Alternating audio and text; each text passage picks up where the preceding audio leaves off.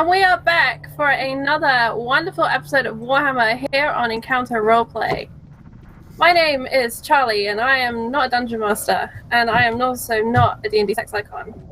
But I hope you will forgive me that, because I am running the stream tonight. So bear with me if there are any small, tiny hiccups. You see nothing. You are here for the fun, you are here for the chaos, and that is what we are going to bring you tonight.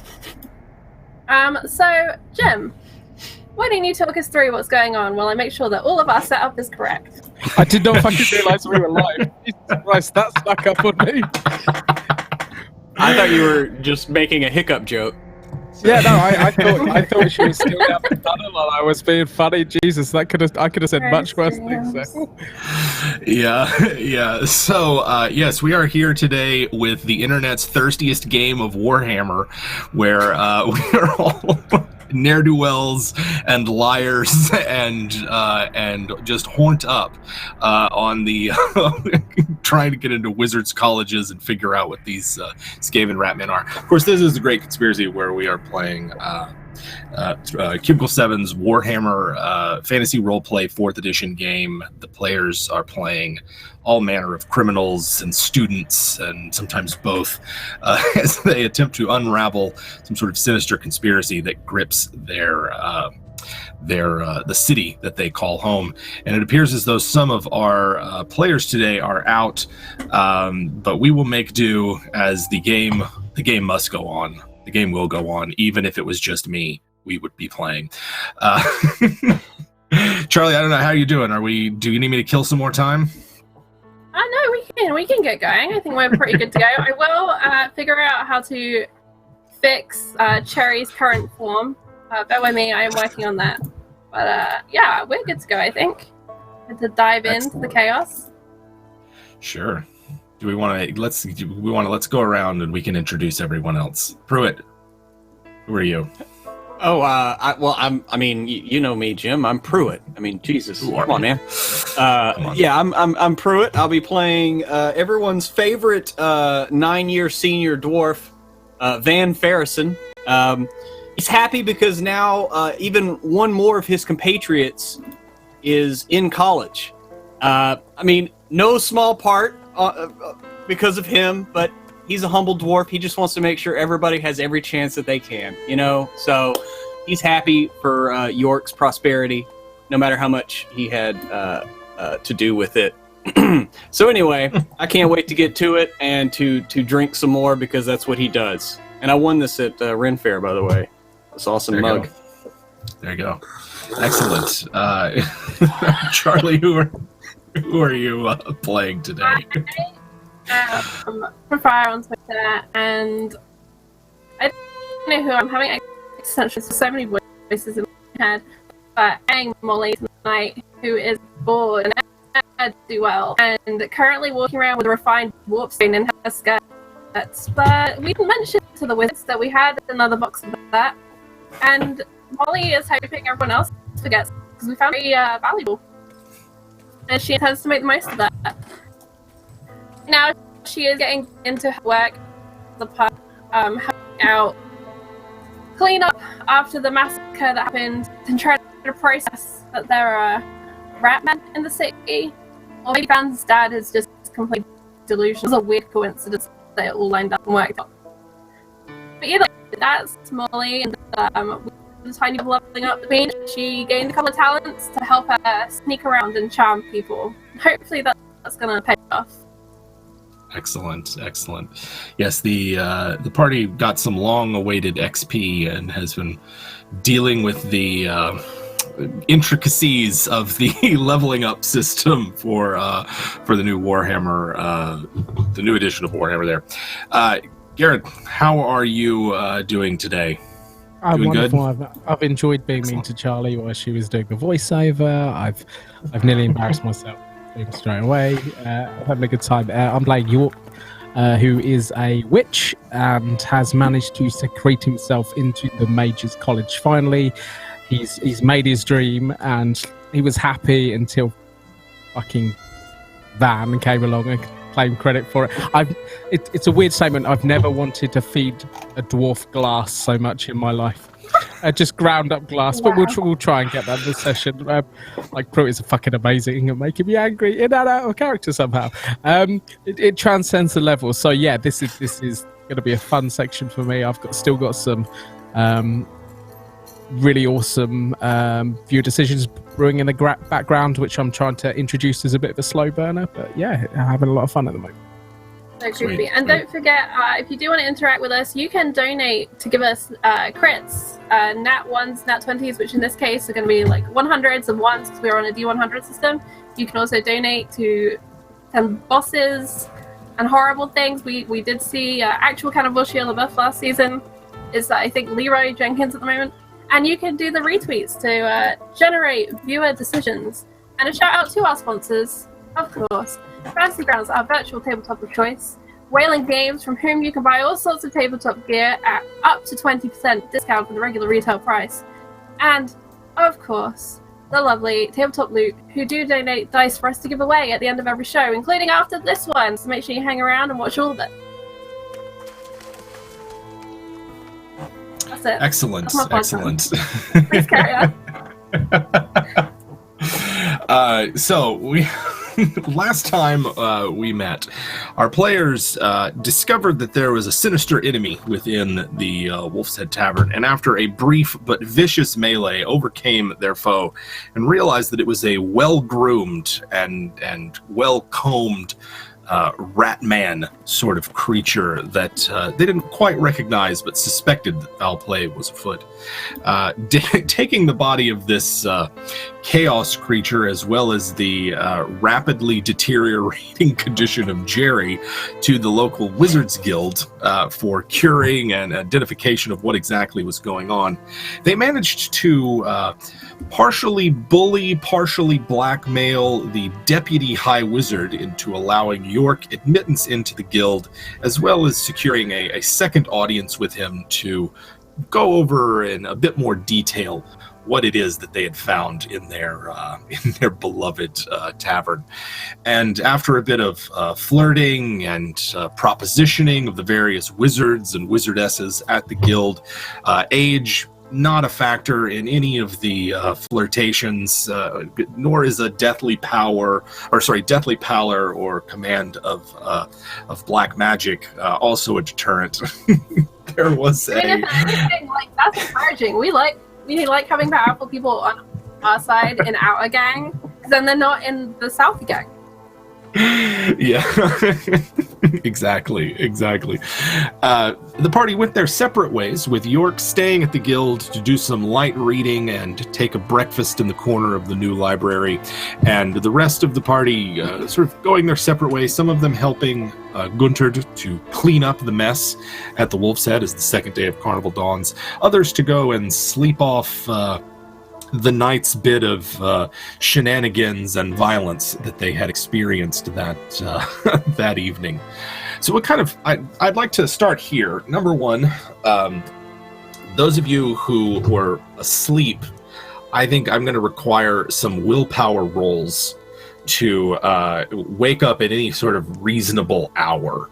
Now, there was a lot of fighting last night. There was a lot of running around the city, a lot of... just general activity. So this is going to be a challenging, a difficult test, which is at minus 10. If you stayed up all night like York, you have the exhausted condition, the fatigued condition like Molly, which is a minus 10 to all rolls. It looks like Van you can wake up whenever you like there. 3 degrees of success. Boom. I wake up, make sure my father's okay, get some breakfast. Which pop off the mug. And so we get a critical success for York. Yes. I did not roll because I didn't go to sleep. Oh, I think somebody donated you to get coming in? Okay. Sorry. Yeah. Oh, wonderful. Thank you, Ham. Thanks for the support, guys. To balance out those 4 apples that you got over there.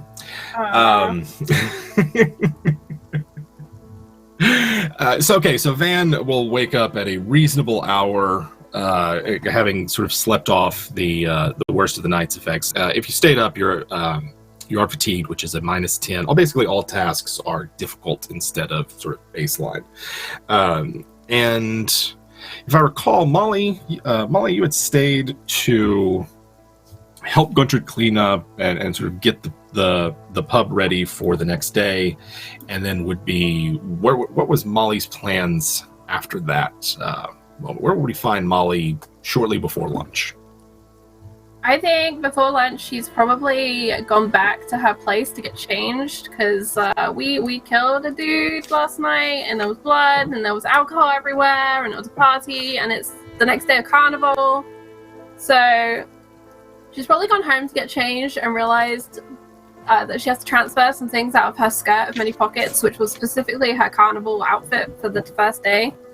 And so she's probably changed into one of her more usual outfits of like a shirt and trousers, and is tucking things into the various pockets of the trousers.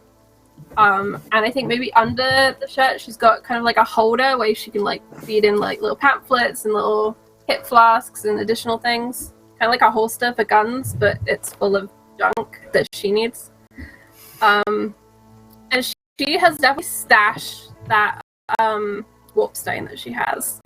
She is gonna plead all ignorance if anyone ever asks her what happens when she doesn't know. Maybe the wizard get while she was cuddled up on his lap. Could be. Yeah, who knows? Who knows? That sneaky, so I think sneaky wizard. She's probably hurrying up to try and get ready to get back down to either Carnival or the Wolf's Head, depending on where she's got plans. Gotcha. So a quick stop off at her place to kind of change clothes, get some new gear before heading back to town.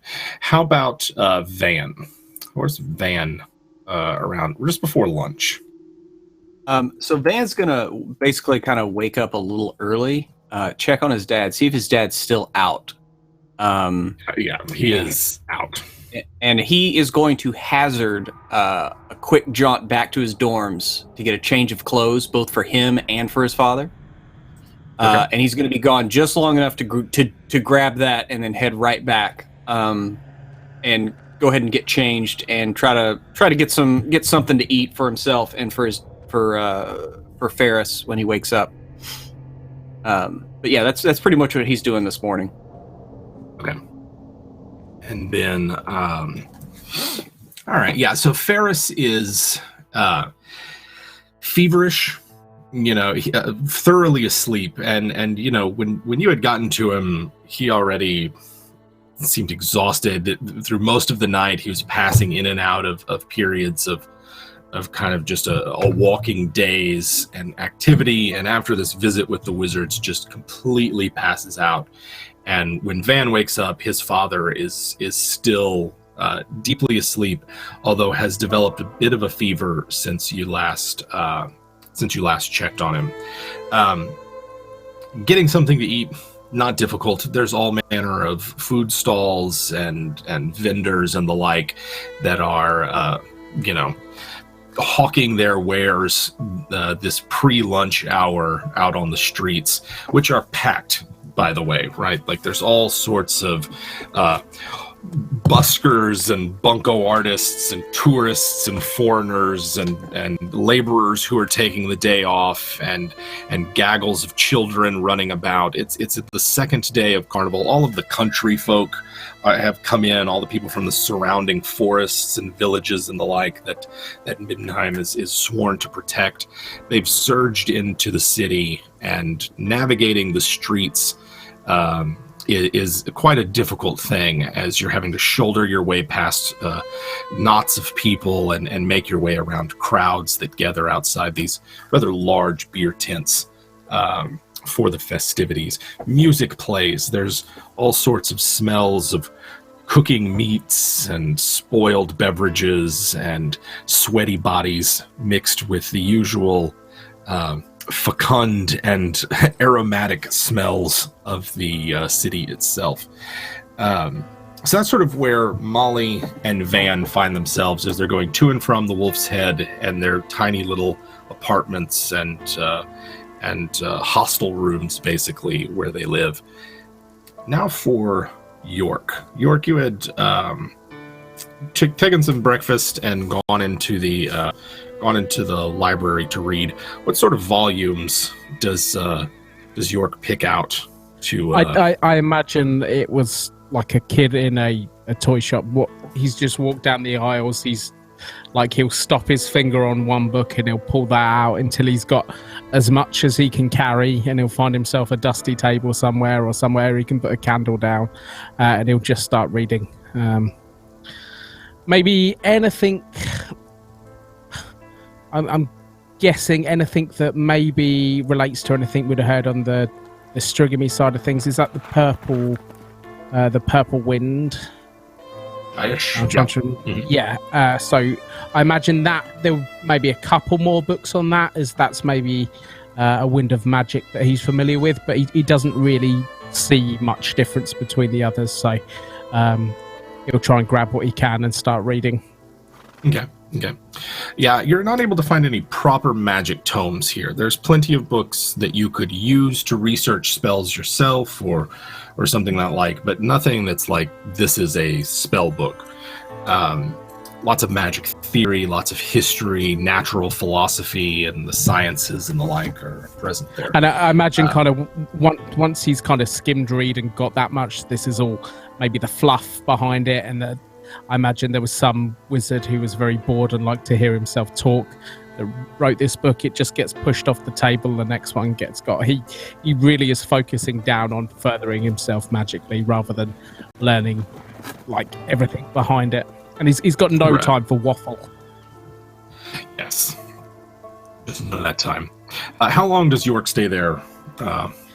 I imagine he's there, so when they left me, I imagine at least for maybe another 10 hours over that night when I was there. When I did breakfast, yeah, so kind of 4 or 5-ish the next afternoon. Okay, so you just stay there as long as you can. You're there about 2 hours of reading before you can hear someone outside of the library speaking loudly, and you catch just a snippet. You think you hear your name being spoken of in this conversation outside the door. Is there anyone else in the library with me, or dotted around? There are some other apprentices. The librarians are in there moving around, but there's not a lot of people in there at this hour. York will kind of slowly bring himself up and walk down the aisles as if he was going to find a book, but I'd pick the bookshelves close to the door so I could get a good listen in.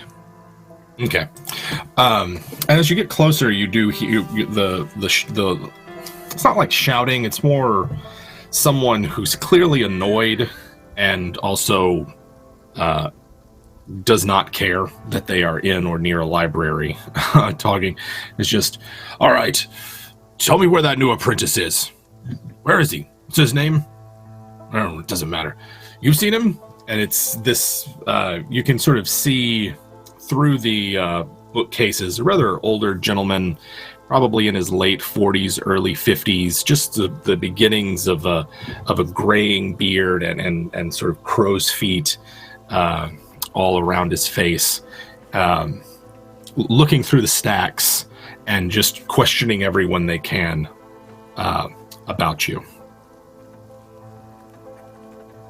I imagine he's pretty brazen. You looking for me, fella? I assume it's a man, yeah? Yeah. York? Yeah, you know me. I don't know you. Yeah, well, you're late for your duties. And I don't care what kind of strings you had to pull to get in here, or what kind of backdoor shenanigans you had to use to get your place in here. Skipped ahead of the line like the rest of us. But you can't just shirk your duties like that, you little shit. And he's like up in York's face. York kind of... he clenches his fist behind his back and then realizes like he's been here for a matter of hours. He just takes a step back and... My name's York. What's your name? And he holds his hand out. He looks at your hand. Name's Radu. Been here a long time. Think you're I gonna can be? tell by the smell of you. Now, no one talks to me like that. We've not had the pleasure. You haven't earned that right yet. I just got in. I'm reading some books. I've not even had the time to find somewhere to have a shit yet. So, excuse me. No one's given me any duties.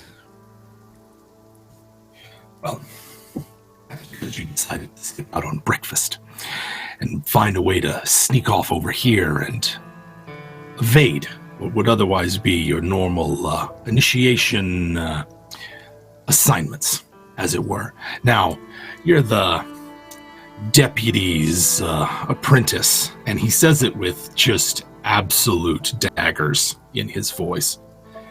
I understand that and you are might make things go to your head a bit. What's your position? Don't you worry about what my position is. My position is to get you little pukes in line so that you know how things are supposed to go around here. How do I know you're not some smarmy little apprentice that wormed his way in here? He looks at you with just the most just like, are you fucking serious? Like, listen, you don't talk to me like that. It's my job to make sure all of you people that come in here thinking you're gonna wield more power in your little pinky than you have more sense in your brains. It's up to me to whip you into shape. Now, the master needs his horses groomed for a meeting at the Physicians Guild. So I suggest, and he hands you a sack of something, I suggest you get out to the stables and make his horses ready for a trip across the city. Otherwise, don't test me. Don't test me.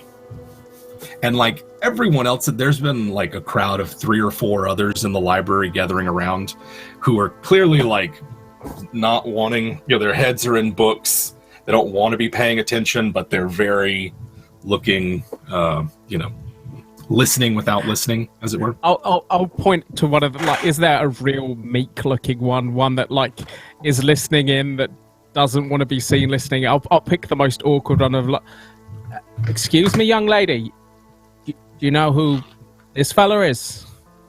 Yeah. Yeah. Is he a swinging dick around here? Is he kind of important? And she looks at him just like, yeah, he, yes. He's the... Yeah, okay. Is he higher than the deputy? And I'll look back at him and I'll give him a glance that like just a half smile. She looks around and is like, no, and he butts in at that, Radu does, and he looks and says, it doesn't matter where I'm at in the ranking, I'm above you right now, you little shit. So take the brush and groom the horses. And he stomps out of the library at that, just like, he almost like knocks a stack of books over on the way out. Jesus. Who put that stick up his ass? I'll say, expecting everyone to burst into laughter, like I'm at the bar again. Yeah, it's like, one of them puts a book back. And the one who you're talking to, this unnamed, clearly an apprentice, he's not kind. He might do what he says. I never disobeyed him before. See, and she swallows hard. York will give her a smile. I kind of like horses, to be honest. It's been a while. I used to have them back home, so he thinks it's a punishment, but I've had worse. And he'll take a couple of books off the shelf, put them under his arms, and he'll wander down the corridor. And he has no idea where these stables are, so I'm gonna just bumble my way down the corridor, opening doors, expecting to find a horse in there. Let's see. What's a good roll for this here? Probably, if you have intuition, that would. I'll ask you to roll that. I've just rolled something. Right, I got 34. Yes, I am a human. You should have animal care, I think. I'm just looking to find them first, right? Yeah, like this whole place is a maze of rooms and doors, and right, like none of the halls here go for more than 10 feet. Okay. None of the doors or halls here go for more than 10 feet without turning or twisting or something. It's incredibly confusing and disorienting, and it takes York some time to find his way outside into the sort of courtyard that only hours before you had arrived in, with the cart full of Skaven body and dwarf as well. And then there's a bunch of horses and a carriage house and all kinds of things out here. And there's other apprentices that are grooming horses and doing the kind of shit work of keeping their masters happy. So I imagine back in the day, the Strigamy had a very specific style that they used to do the horses. They're very proud. They're very important of them. So it'd be a very good job. But I imagine it's a very niche style that they do their hair that screams Strigamy. I'm imagining a mane like a horse with an undercut, basically. And York uses his dagger. And it's like he's back home, so he's enjoying it. But I'm not sure a minister of magic or anything would be happy with this. It screams of a lower class of people. But York, this is the way that York does it, and he fully goes to town on it. Nice. Let's see here. I think this is probably just going to be animal care, but let me make sure. God. If I fail this, do I kill the horse? We'll see. Don't fumble. Yeah. I've got charm animal. What's the difference between those? So that's like sort of like befriending, quickly calming. So give me a charm animal first. Like how well do they take to you, and then it gets to the grooming of the whole thing. That's 1 degree of failure, I think. Okay. And then I don't have animal handling on my sheet, so is that? Oh, these are all minus 10, by the way, Jim. I'm tired. Yes, correct. Yeah, you are. And that's gonna. So actually, animal care is not the one I'm looking for. That's more like, can you like medical care for an animal? We'll just go with the charm animal roll for this one. So the charm animal was 2 degrees of failure, and then whatever check follows that, it's not going to be good. Yeah, I mean, these are horses that are used to being around magic users, basically. You know, they're used to the strange smells, the strange noises, and the like that come out of the guild. But you're new. They maybe they don't like having their hair brushed a certain way. Maybe it's something you ate. There's something about it where they're just not cooperative for York, and getting both of them so that they're groomed and the bridles on them and the harness to be attached to the carriage is ready. And it just takes York a little longer, coupled with his late arrival into the courtyard. Septimus walks out in this case, it's still sort of like early morning, or late morning rather, like 9 o'clock, and is just sort of waiting on York to finish hitching up the horses, making sure everything's fine, and getting everything ready, and watches you very carefully from across the courtyard, but does not approach or say anything. Like, I imagine as soon as I see it, that kind of makes me a bag on nerves, because I know this is the guy that can click his fingers. So, like, although we bashed heads, I know that I owe this guy a favour. So I imagine this is maybe what throws me off a little bit, being watched. And York's not normally someone that gets flustered, but I imagine it really flusters him. That, and it's been a long time since he's had to kind of ready a horse. Right. So York gets everything ready, slightly flustered, and as Septimus approaches the carriage, motions for motions for York to join him.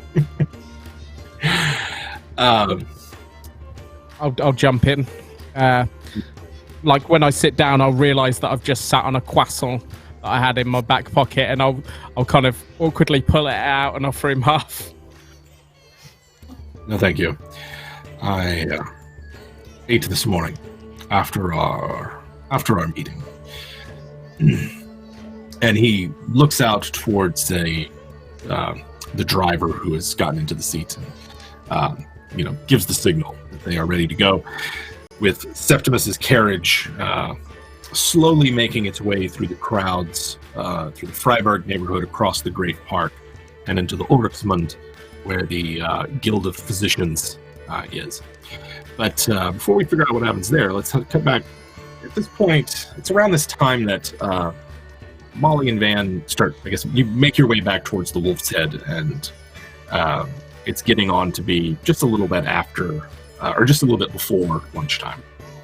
And thank you to Lady Purple for that Wild Magic Surge for Molly. I rolled 7,198. Target's hands shrink by 50%. So something for you to enjoy there, Jim.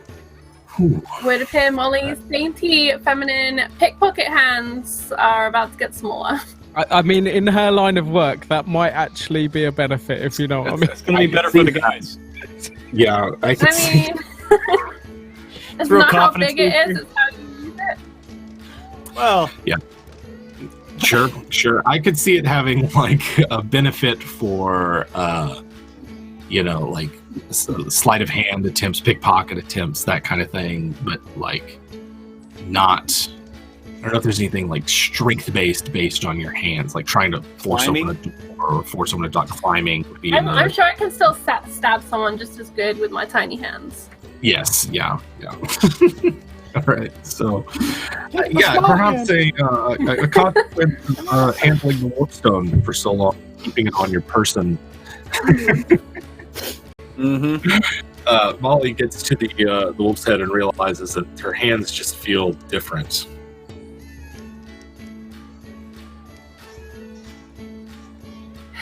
I think I need a drink. She just goes straight in through the door to the bar. One step ahead of you. Van's already tucked in. It is carnival. It's true. Gunther's working hard, emptying out the last buckets of bloody water and keeping the patrons outside happy. The two Easties, Rocco and Otfrid, who were watching over the pub last night, are still loitering about that day, and are just whatever watching they did it from the safety of their favorite table. Okay. That's really all. It's like really you guys, the two of them, and Gunther coming and going that's inside here. Well, probably won't be able to see York for a while. I'm sure they'll run him through the ringer. Keep out of trouble, isn't it, though? Seems happy enough. I'm sure It's not almost for nice long. what you did for him, really. Well, I don't like to brag. I just want to make sure that everybody has the positive college experience that I've so enjoyed. Money gets you everywhere. Talking Oh. of, don't you have that box the geezer gave us? Some money for the whatever that powder was. Oh yes. Oh, let's see what prize we have. And he pulls the box out and cranks it open. And there is basically like 15 coins in 5 stacks of 3 that are nested in this coffer. They sort of like support each other. They are untarnished, there's no dirt, there's no anything. They look like they are brand new, off the mint coins, stamped with the Middenheim logo of the wolf. And Van like pulls one of the coins out and like holds it up to the light, gives it like kind of a oh yes, that'll spin well.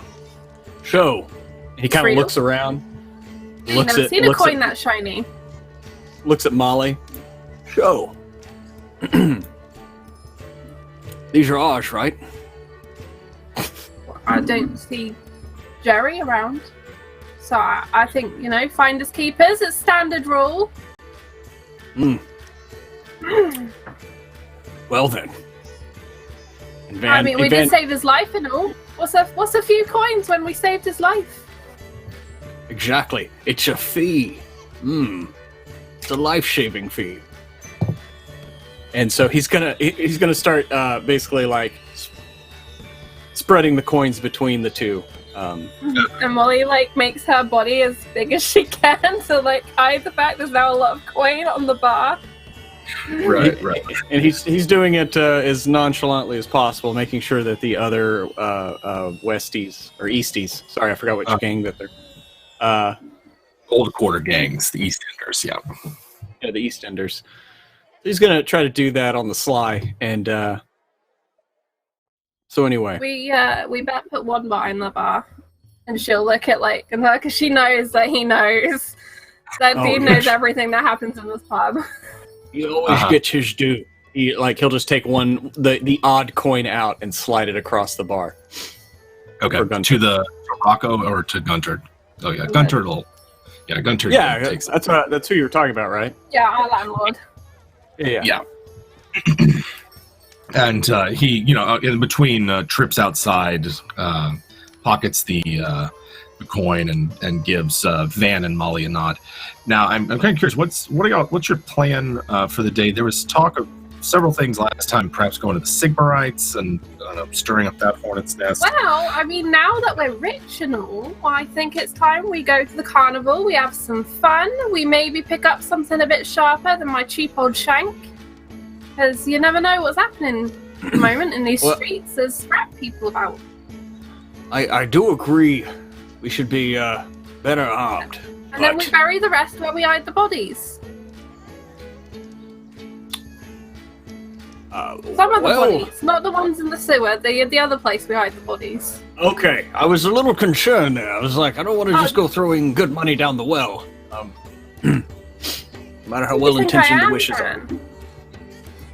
Besides, Jerry looks there. Everyone knows that. Yes. Rocco over here is part of this. It's not necessarily like what's what you're doing. You can't see it, but he kind of overhears it, and it's sidling up mostly to Molly in this case. Leaning in a little too close.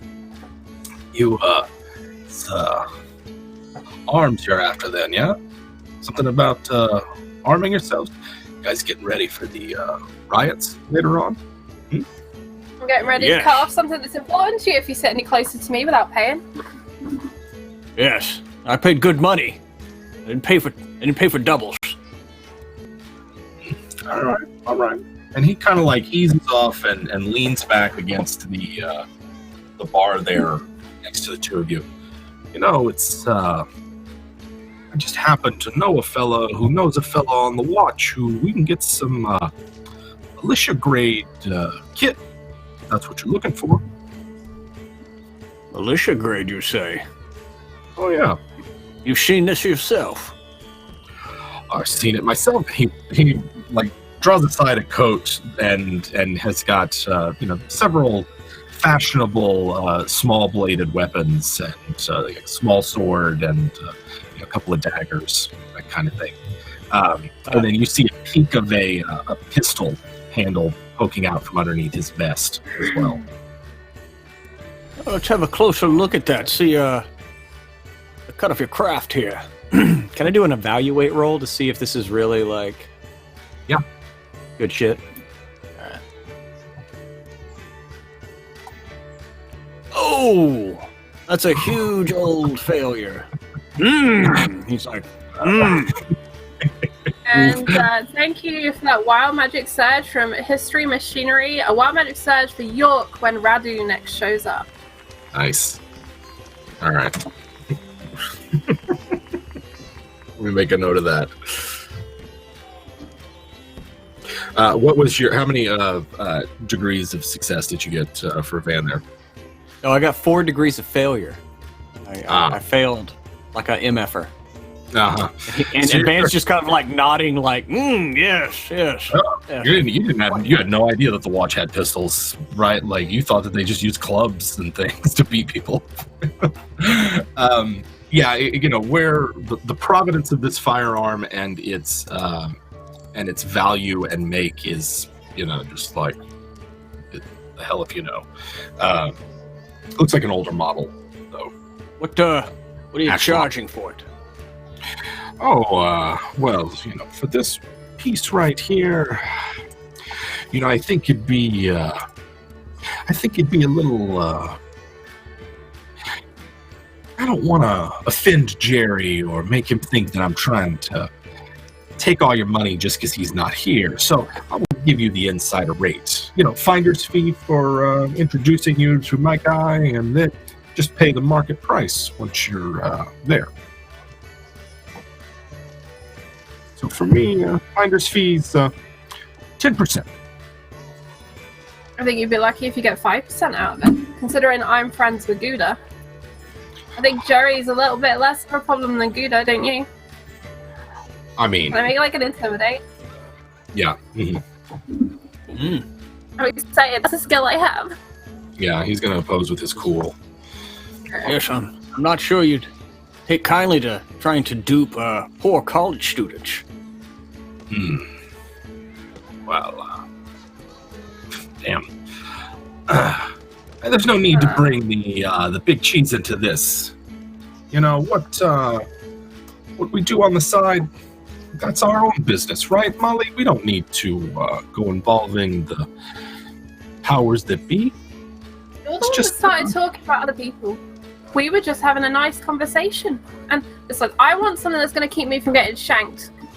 Because that nearly did for Jerry last night. Well, I mean, you're talking about something you wear, or you want a piece for your own? Maybe both. Well, depends what you got, really. You're in luck. My guy has all kinds of kit that you could use. We could put some armor in the lining of your clothes if you want, or get you one of those big long rifles you can just carry around. Nobody mess with you if you had one of those. What do you think, Ben? Like, she'll go into a little huddle. What do you think? Well, I think that it'd be rather conspicuous if you were walking around with a big long rifle. I mean, Hockland they make fine firearms, don't get me wrong. But you seem to be one that's more for inconspicuous protection. Can I see if I can use my gossip skill to see if I can figure out who his guy is likely to be? Like, I've had whispers about maybe someone. Yep. Sure thing. Because then we can cut out the middleman and save a whole bunch of money.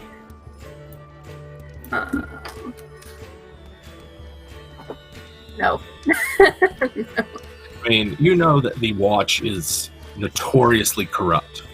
That money talks. That if you get caught, there's always a price to get out. So it doesn't surprise you, but no one in particular. The only really watch captain you've ever spoken to is that guy you talked to the previous day, Conrad Ehrenreich. Conrad, yeah. He's really the only one you've ever had first-hand dealings with. So, yeah, seems legit. But Rocco is, he's part of the Last Drop crew, which is a tavern over in the Old Quarter. They're some of Big Gouda's oldest and most loyal sort of subordinates, but he himself has not been with the crew that long. Mm-hmm. No harm in looking. It's quiet. Got to work for a while. Yes. I tell you what, because it's you, Molly, and Stan. Van.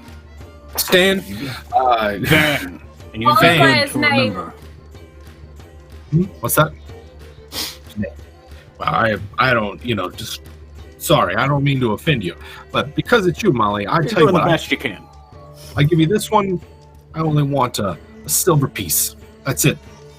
Finder's fee. I gotta feed my family though. I can't. I can't come home with nothing. I'm gonna look to Gunhard because I'm gonna need change. Your girl has copper and she's gold. We don't have anything in between. So she'll just make a symbol to Gunhard for 2 drinks or 3 drinks. There's 3 of us over here. Yeah. And maybe one for Otto as well, just to keep him happy. And she'll get some change. All right. Yeah, the drinks are like a couple of pennies.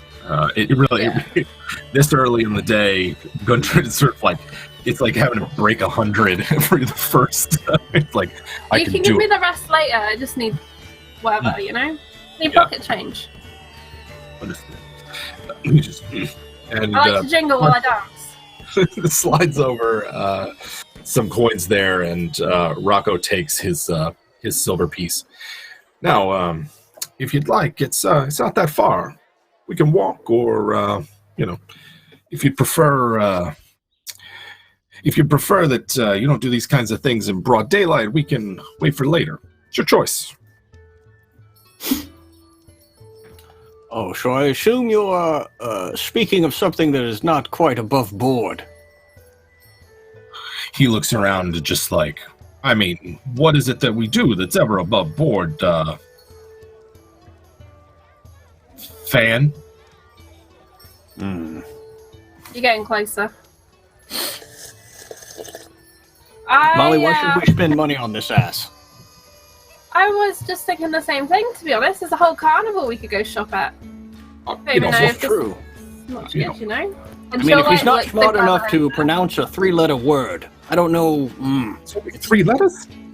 Yes, van. Yes, it is. In fact. There's no silent H. I can see how you got confused, but just the 3. I want to take the gun that I was given and like look it over and just nonchalantly just like point it towards him, you know, in that very I have no trigger discipline and no gun discipline, so I'm just gonna wave a weapon at you kind of way. I don't know, Molly. You gotta be careful. We can go shopping anywhere, you know.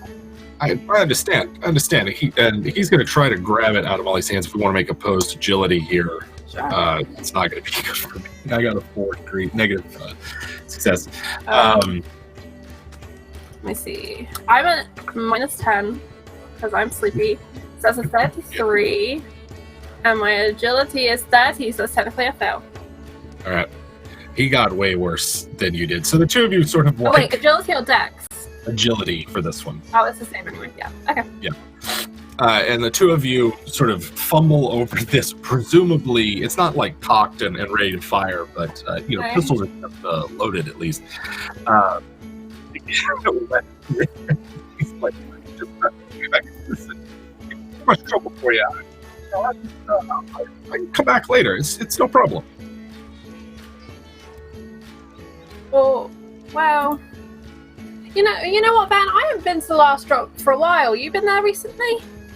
Not at We all. have like No. a pub crawl, you know. We just have a look around town, and just end up there and meet whoever this fella is that our good friend knows. Yes. Perhaps we can.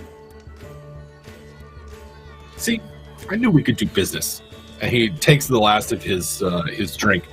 He's like, Otto, you want to come with us? You got to take Molly and her man over to the weapons dealer, the guy from the watch. Otto sees. He's like Gunter.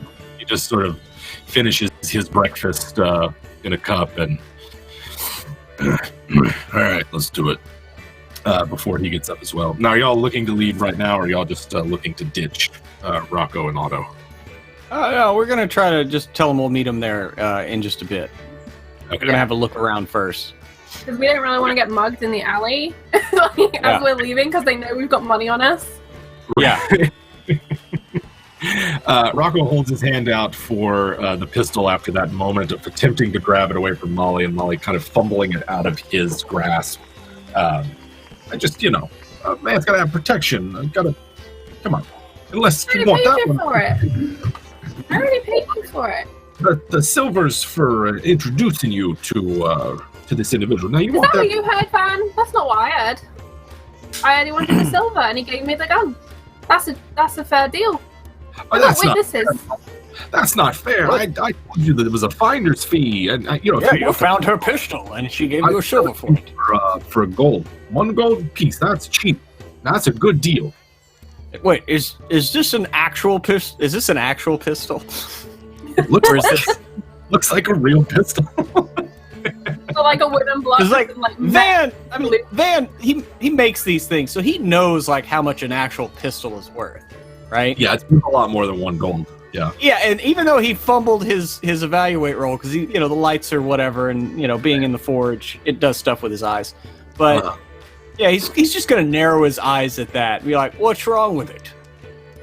I mean, it's it's nothing wrong with it. It's just, it's not exactly, it's not exactly state of the art, and it's not. It's like a matchlock pistol. You got to thread a special cord through a thing and light that, and then do it. It's not like one of the fancier that grinds iron and pyrite together to create sparks. It's an older model. Yeah, Molly, trust me, you can find something better.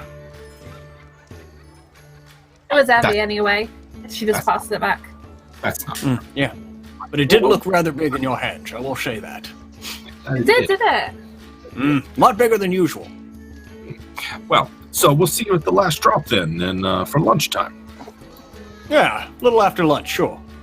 Yeah, about Sounds then. And Jim, that brings us to 20 retweets, which will be a viewer decision when you are ready. Ooh, all right. Let me think for the viewer decision real quick. I know that we've missed the last couple there. So, give me an idea what as Rocco and Otto depart, and Rocco looks back. I'll see you soon. Last drop. Not that far away. And he Depends which way you go. Depends on the journey to get there. And he tucks his old ass pistol into his vest and begins to walk out into the crowded streets of Carnival around lunchtime. So give me an idea. What's y'all's next move with Molly and Van before we get back to York? Well, Van, he want to talk like, well, I think we should go. If this guy is for the militia, we can at least ask him about what the hell's going on with all these cats. I mean, there's something going on that we need to figure out. Maybe he can be an in. And if not, we tell Cheese someone's stealing goods. And if not, we tell Cheese that someone's stealing goods and selling them right underneath his nose. Probably not cutting him in on the action. Exactly. But maybe we could have a look at Carnival and see what's going on out there. You want to go see if we can persuade York to take a study break and come join us? Or you want to just me and you? Oh, yeah, let's see if maybe young York can be brought away from his studies. I mean, we got to celebrate, right? First day. Mm-hmm. You came in your first day like 7-8 years ago, I remember. Never left. Never left. Great. Been a party ever since. Very good, very good. So it's Molly and here we go. So as Molly and Van leave, the Mages Guild is like 2 blocks to the north of the Wolf's Head, right? Not that far away at all.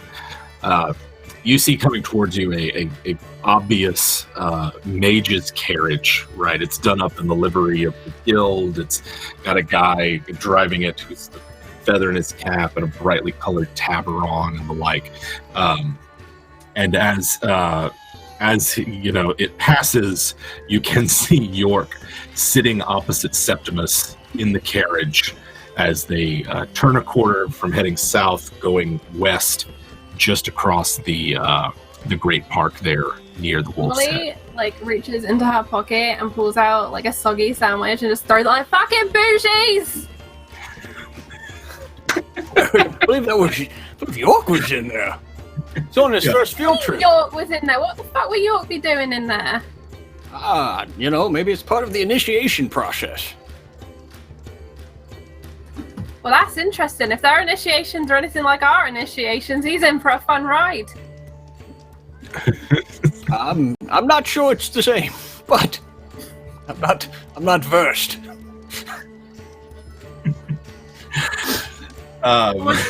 What do you want to do? You want to follow it, or we can just keep going this way and fuck York? The other way, not the normal way. Right, that would be rather difficult, especially with such small hands. So let's go to the carnival. I'm sure that York is fine. I'm sure he'll be just fine. Besides, we'd have to run to catch up to that carriage, and I'm still a bit knackered. I mean, you're only after on your last first drink. No one wants to run on their first drink. night. No, I have to build up. Gotta Not stretch. unless it's the barrel running down the hill, and then you're motivated. Well, there are no more drinks if you don't catch it, right? Exactly. That happened one time. So I remember access to the barrel. there That's are what you fucking well did as well. Sorry, please continue, Jim. It's all right. I can do this all day. Just let Van and Molly bicker as they drink the damn. I feel like we've got our like cups from the bar, and we're just walking along the street. And as we finish that, Molly will pull out one of the hip flasks and just top them both up. So we just continue the party as we're walking.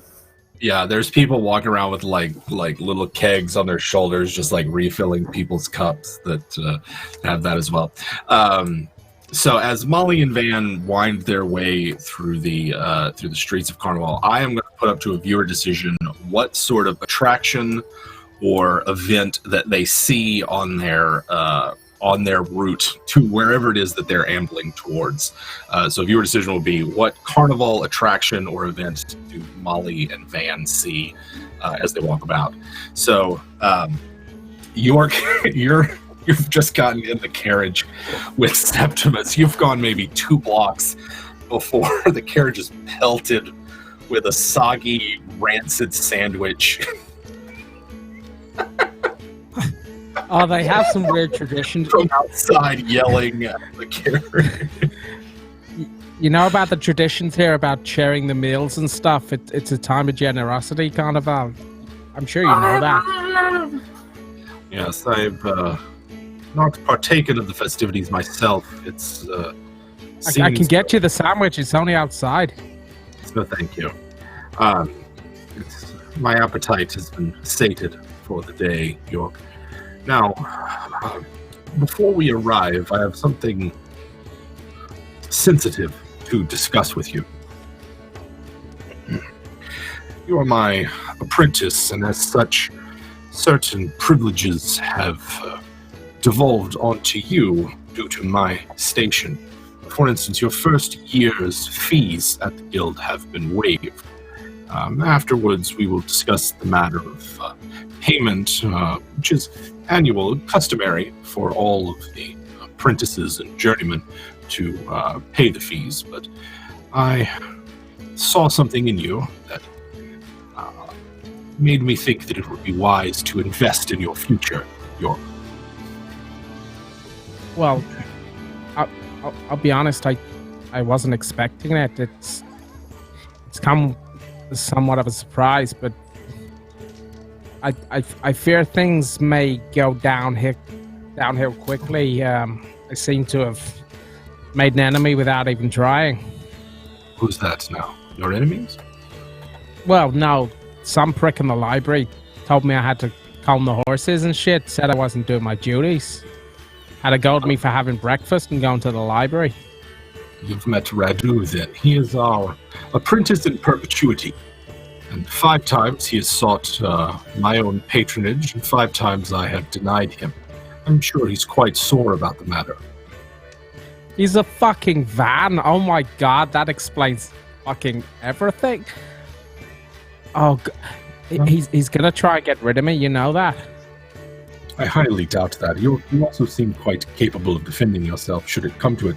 There are rules for dueling between the students.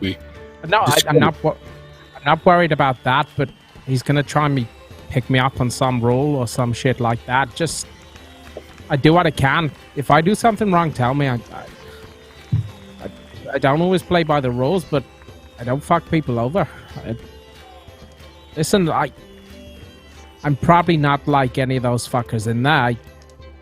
I can help you, like with that rat thing.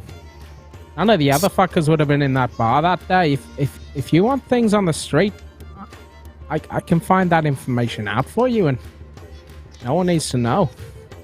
That's encouraging to hear, York. I find that a great many of your fellows now do not have the stomach for the sort of work that we do. If you stay with me, I will show you things that you've never dreamed of, and offer you power, the likes of which you have not seen. I think he's inviting you to check out his magic wand. Discretion, York.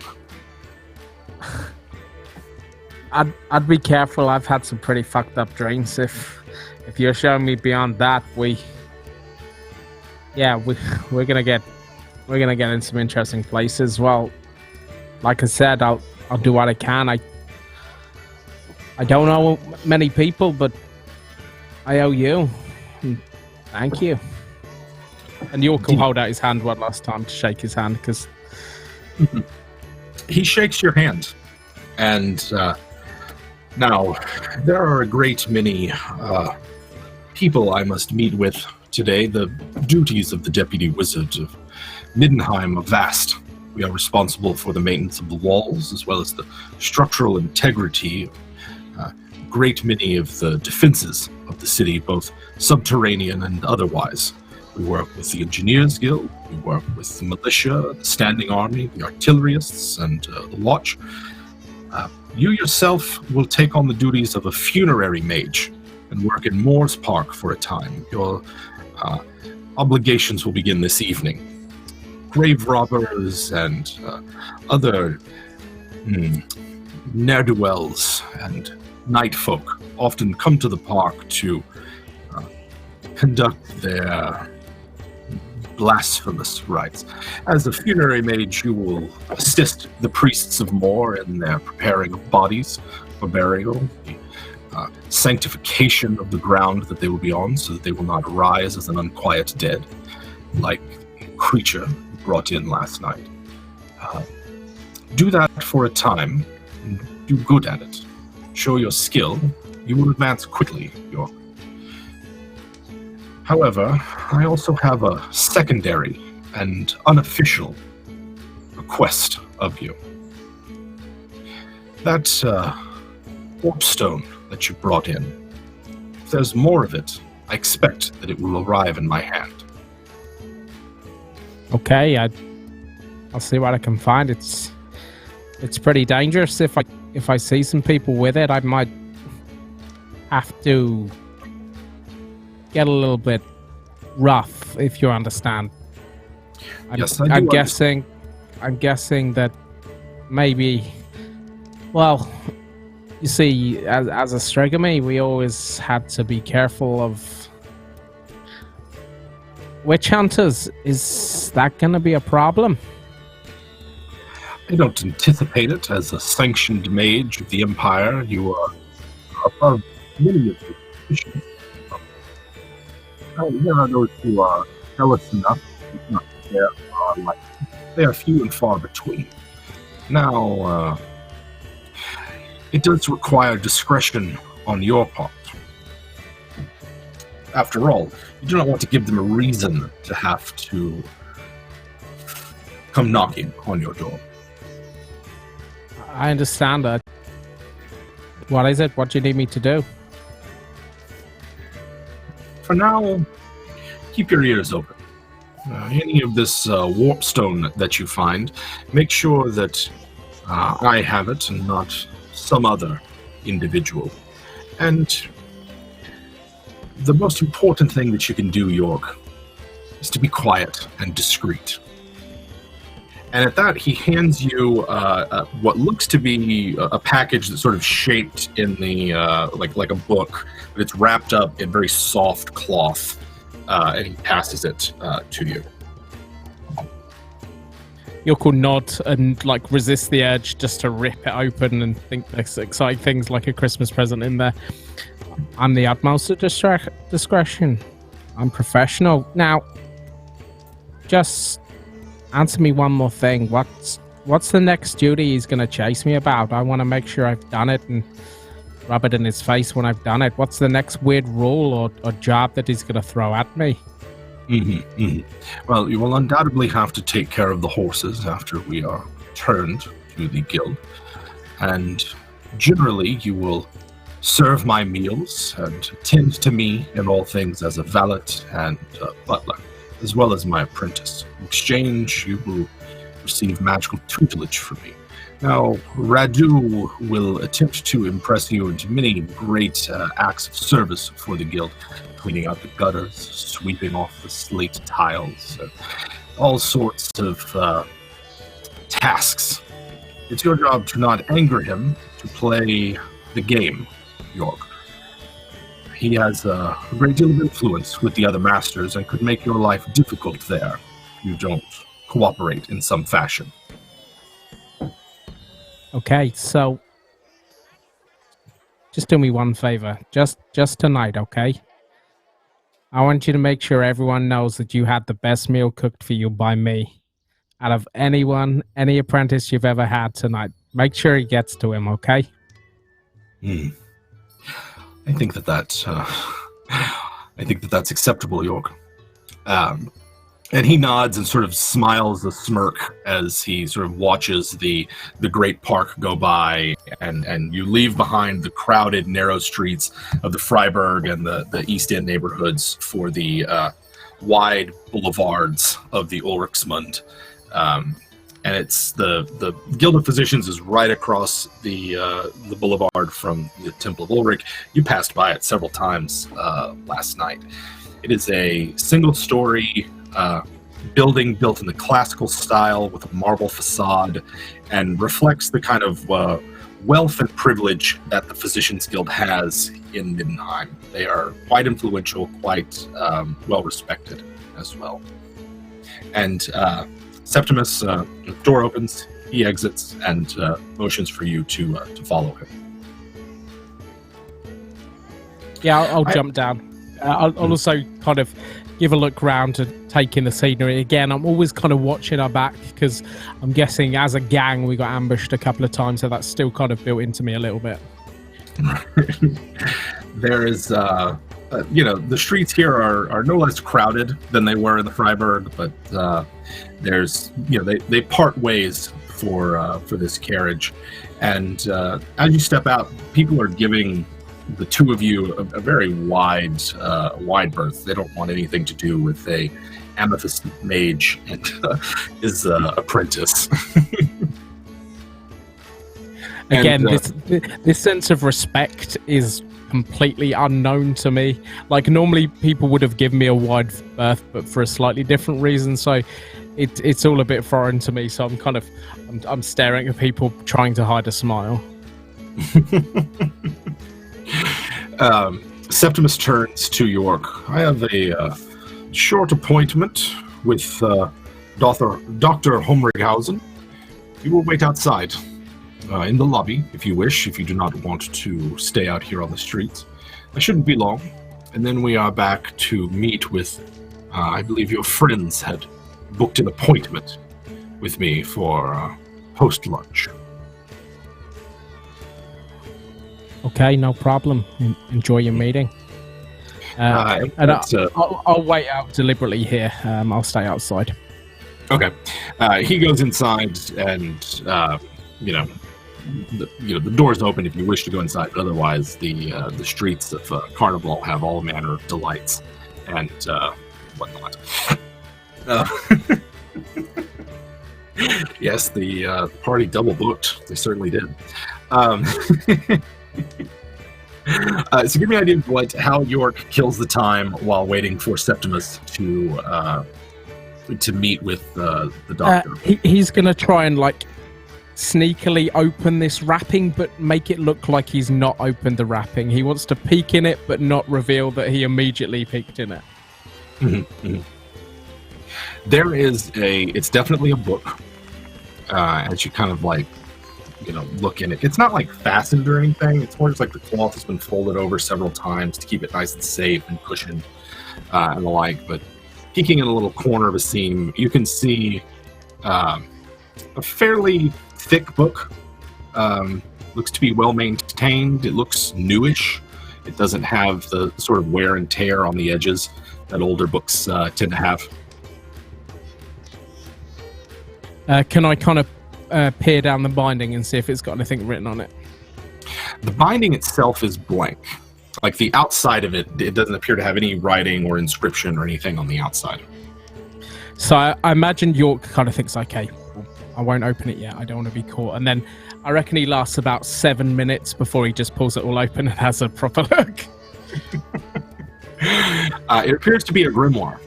A grimoire of spells for channeling Shyish, the purple wind of death. On the inside, you open it first. I imagine he spends a good few minutes kind of running his fingers over this, and like there's just a second where it feels familiar and he can't work out why, but then it snaps out and it's all new again. Yeah, and he'll peer open the first page. Mm-hmm. It bears an inscription from Septimus on the inside, and it basically says, York, within these pages you will find the power of death, life, and the end of all things. Master it, and the world is yours. And it's just signed with like a stylized sigil of an S.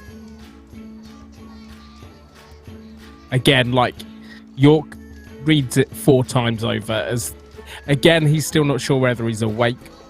He spent so long hoping for everything that's happening to be happening. He can't believe it. At which point he casually and slowly wraps it back up. And then he kind of snaps into business mode. He realized that he can't fuck this up. So I imagine like there's someone walking by he recognizes, maybe an urchin or something like that, and he'll call him over. Hey, you, Jimmy, come here. Hey, what's up, mister? You remember me? You know I'm from the Wolf's Head. You know my boys and Molly. Yeah, part of Jerry's group. I need you to see if you can find Jerry, see if you can find Van, and see if you can find Molly. You need to remind them that they've got an appointment. See if you can find Mel as well. And he slips him like just a few coppers, okay? You need to tell them they got an appointment. They can't fuck this up. They can't make me look bad. Oh, yeah, sure thing, York. I'll be right there. I'll go run over, you know? And he stuck points down in a sock, you know. I realized, like, I wasn't too far away from him, so, like, the last of the croissant, he'll hand him that. Here, eat something as well. You look like shit. And runs off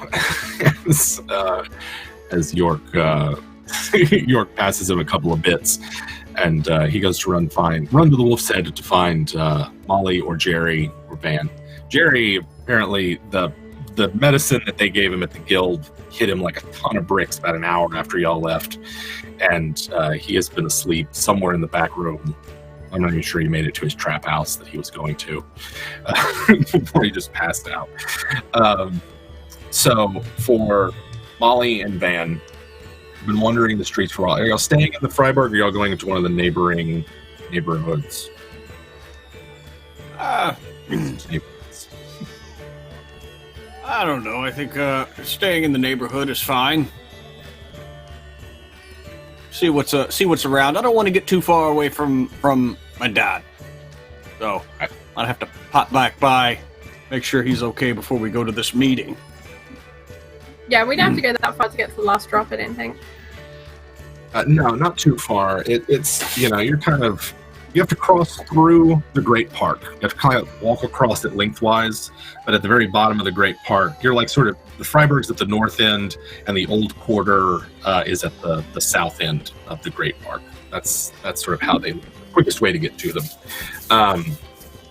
You are wandering around when a sort of a great crowd of you sort of run into a great crowd of people that have taken over an intersection. They all seem to be oohing and awing, and there's a sort of cheer that goes up, and someone is standing on a makeshift platform or a podium telling some sort of story, and you can hear the delight of a crowd as some sort of feat of prowess or skill is performed. Oh, what's this all about? No, I didn't hear it. There was anything going on here. And Molly's gonna go like right up on her tiptoes to try and see what's going on.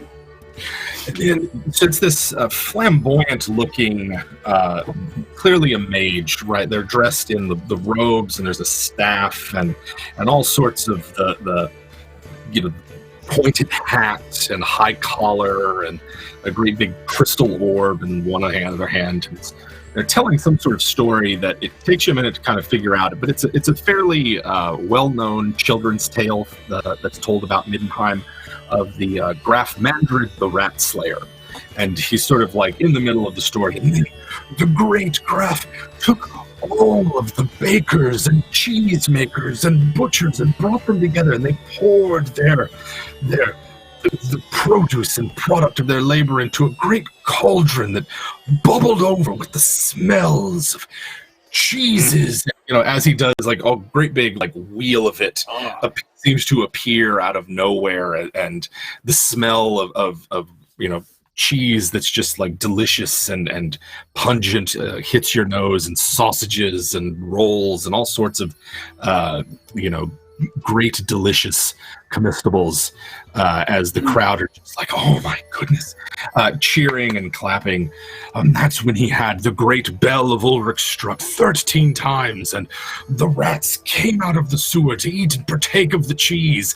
And then, my friends, the great gunsmiths of the city ignited their powder, and you know, as he does, a great explosion goes up. The cheese seems to disappear into thin air. There's a squeal of rats coming from somewhere that you can't hear, and the crowd just goes absolutely ballistic at this.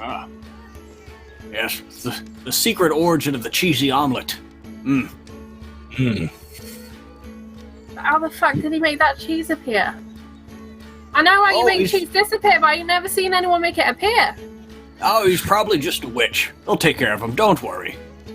And Molly is like nervously looking towards where she knows there are sewers on this road, because the rat speak is a little too close to home, and she's having like traumatic flashbacks to the dark figure in the middle of her pub last night. She tried spitting fire at it. Don't worry not, Molly, worry not. See, what this street charlatan is doing, that's the path that York was on. We've put him on the right path, so we don't have to worry about cheap tricks in the streets. Kind of liked his cards, if I'm honest. Just pretty good at it. He could have been better, but I always tried to make sure he felt good about it. I don't know, I saw his face, your face even, when he read you your cards. You looked pretty convinced. I did, and then but that's because Dad shows up. And then he did, but I did do third year. I did a bit of theater, so it shines through from time to time.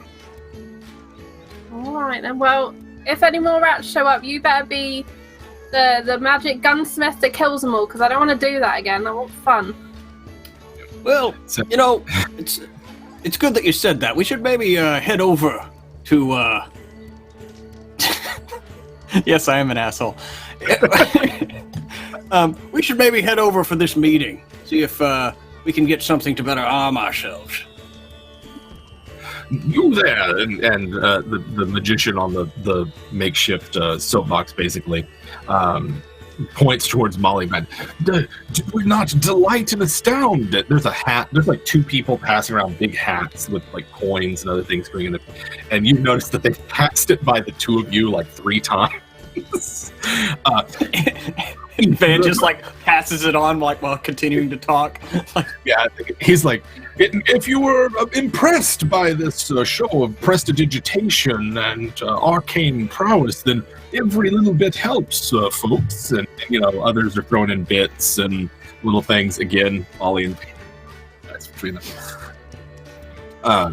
No, okay. And then he sits, sort of steps down from the podium, seems to ignore you otherwise. You're on your way towards the last drop? Yes.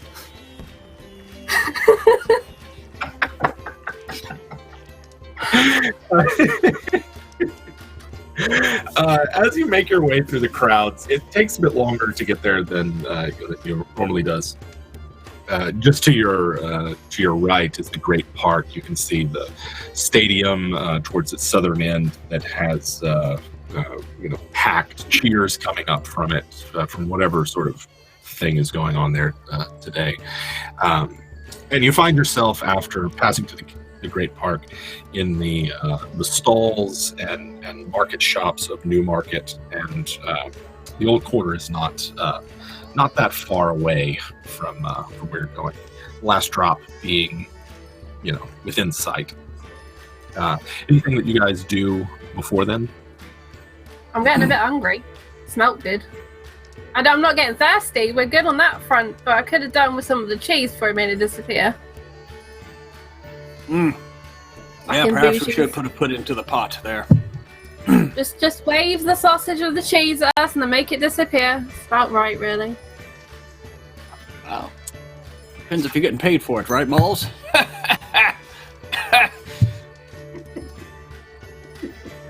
Be double for you next time. And she's gonna top up her cut with a hit plus and just not top his up at all. My hands look a bit smaller, so it makes sense. Got a Have to do fascination twice with the my work. hands, What? Only half the work with you, though. You're only a dwarf. Well, only where it So that counts. works out about the same, then. Right. Right. Perhaps we should have maybe some sausage on stick or something like that. Something on the go. Just not rat on a stick. I'm over rat. No more rat. Yeah, I know. Can't stand it. Ugh.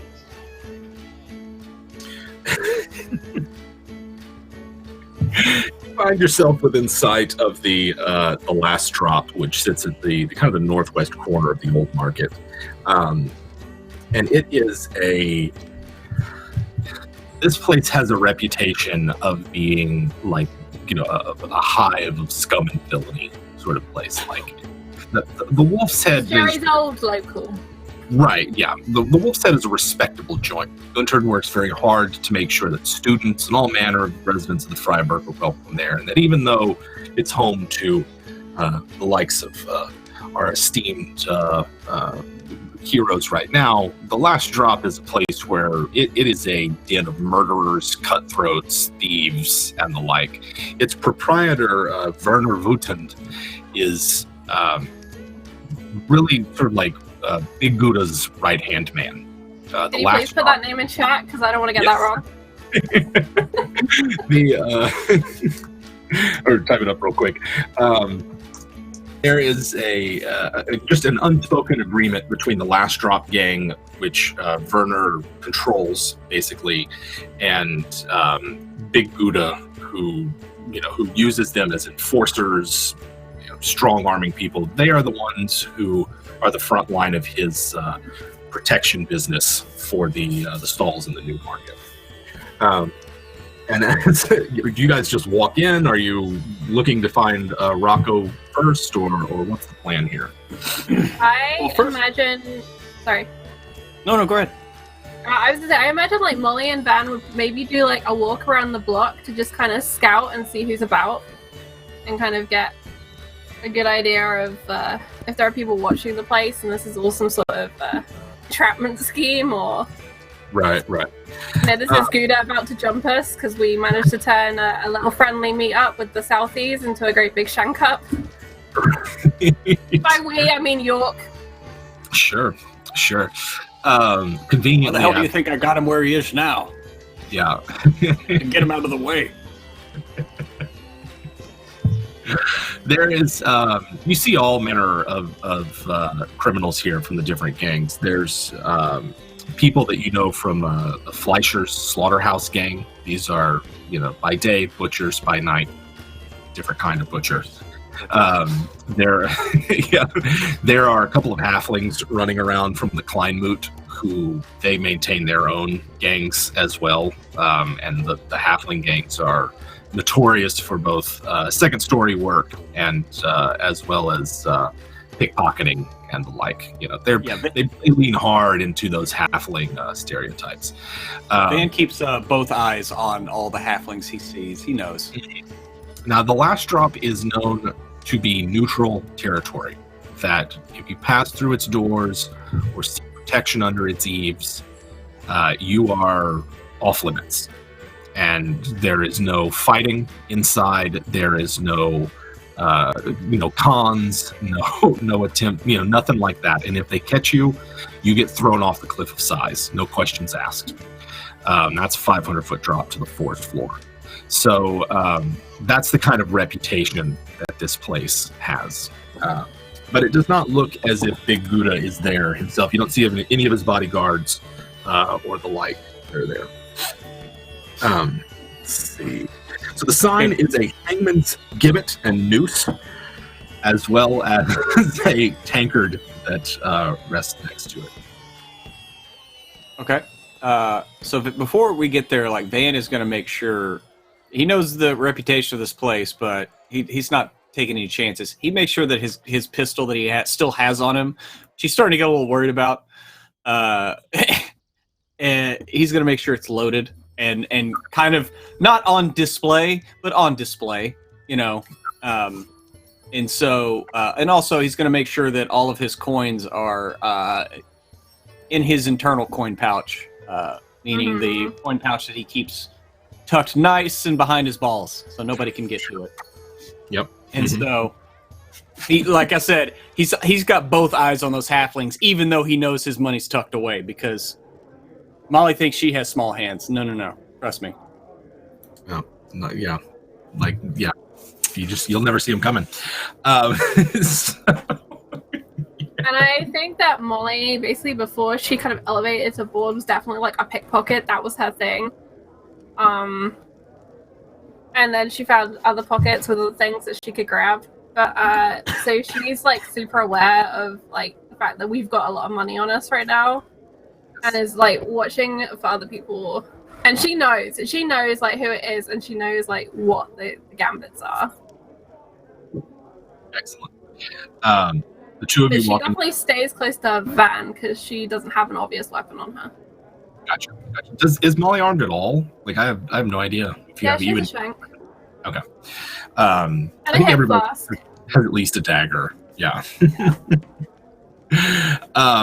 So as you walk in, this place has low ceilings, smoke-charred wood gives the whole place a very dark and gloomy atmosphere.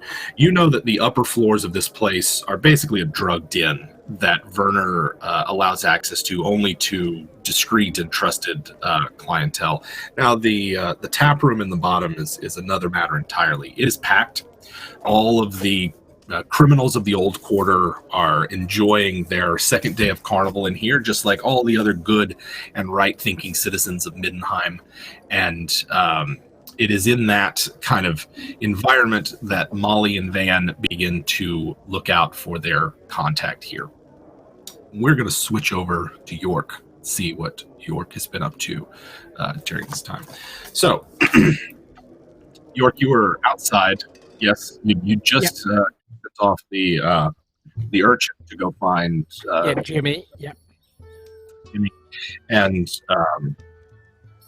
what's York's next move? Because Septimus didn't really tell you. He was like, "Yeah, we got to be back by this appointment," but he didn't really say how long it was going to be for him in this particular case. It's getting to be about. We've been waiting about 20 minutes now. Is there anyone else walking by I recognise that I can get the news from? Do you want a perception check to see if I spot anyone, or? Yeah, let's give me a perception check for that. I mean, there's like town criers and things like that would be walking around. But what do we got? I got 68. That's a fairly sizable couple of failures for me. Maybe I'd just grab someone and was. Excuse me, madam. Did you hear of any particular trouble last night? Troubles? Anything out of the usual, rather than just a few dust-ups? No. I mean, there's all that racket from killing all the cats and the dogs and getting them all to their bounties, but after that, it was really quiet. Jesus, and everything's okay today? No. Everything's all right at the carnival? No to-dos over there? Not that I know of. No, I mean, I guess there was that riot last night, but there's always riots in the Great Park Carnival. No, nothing. No, seems good. Okay, thank you for your time. Like, York is like, he's not good at waiting. He's fairly impulsive, so he's kind of starting to pace at this point. If I so he said I could go into the lobby, right? Can I wander in and see if there's anything going on in there? Sure.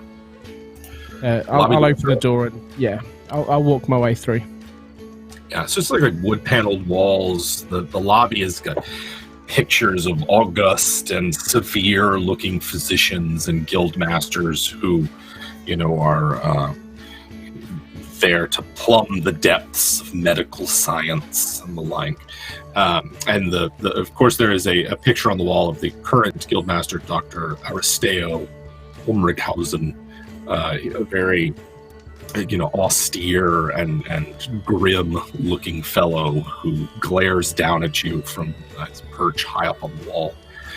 Places to sit and a doorway that leads further into the guild structure are about all that you can see. There's no one else here in the lobby with you. There's no sign of anyone at all. You can hear footsteps and the like coming from further in the building, but not here in the lobby. I really don't want to push it. Can I hear like the deputy anywhere? Can I hear his voice? Or is he way off? Yeah, you'd have to get deeper into the guild before you'd really be able to hear something like that. I'll just casually wander behind, maybe slightly press into the area that I shouldn't be, and I'll see if there's anyone around. Okay. Pressing in through the second set of doors, you see a long hallway with other hallways and doors sort of leading off of it. Occasionally an orderly or one of the lower ranking physicians or students even that come by, and the first one who sort of greets you has just the look of someone who has stayed up too late and is just kind of barely keeping in and holding his and staying conscious and functional with a gigantic hangover. Can I help you? You look like shit. Are you okay? I'm fine, thank you. Yeah, fine. How long have you been up?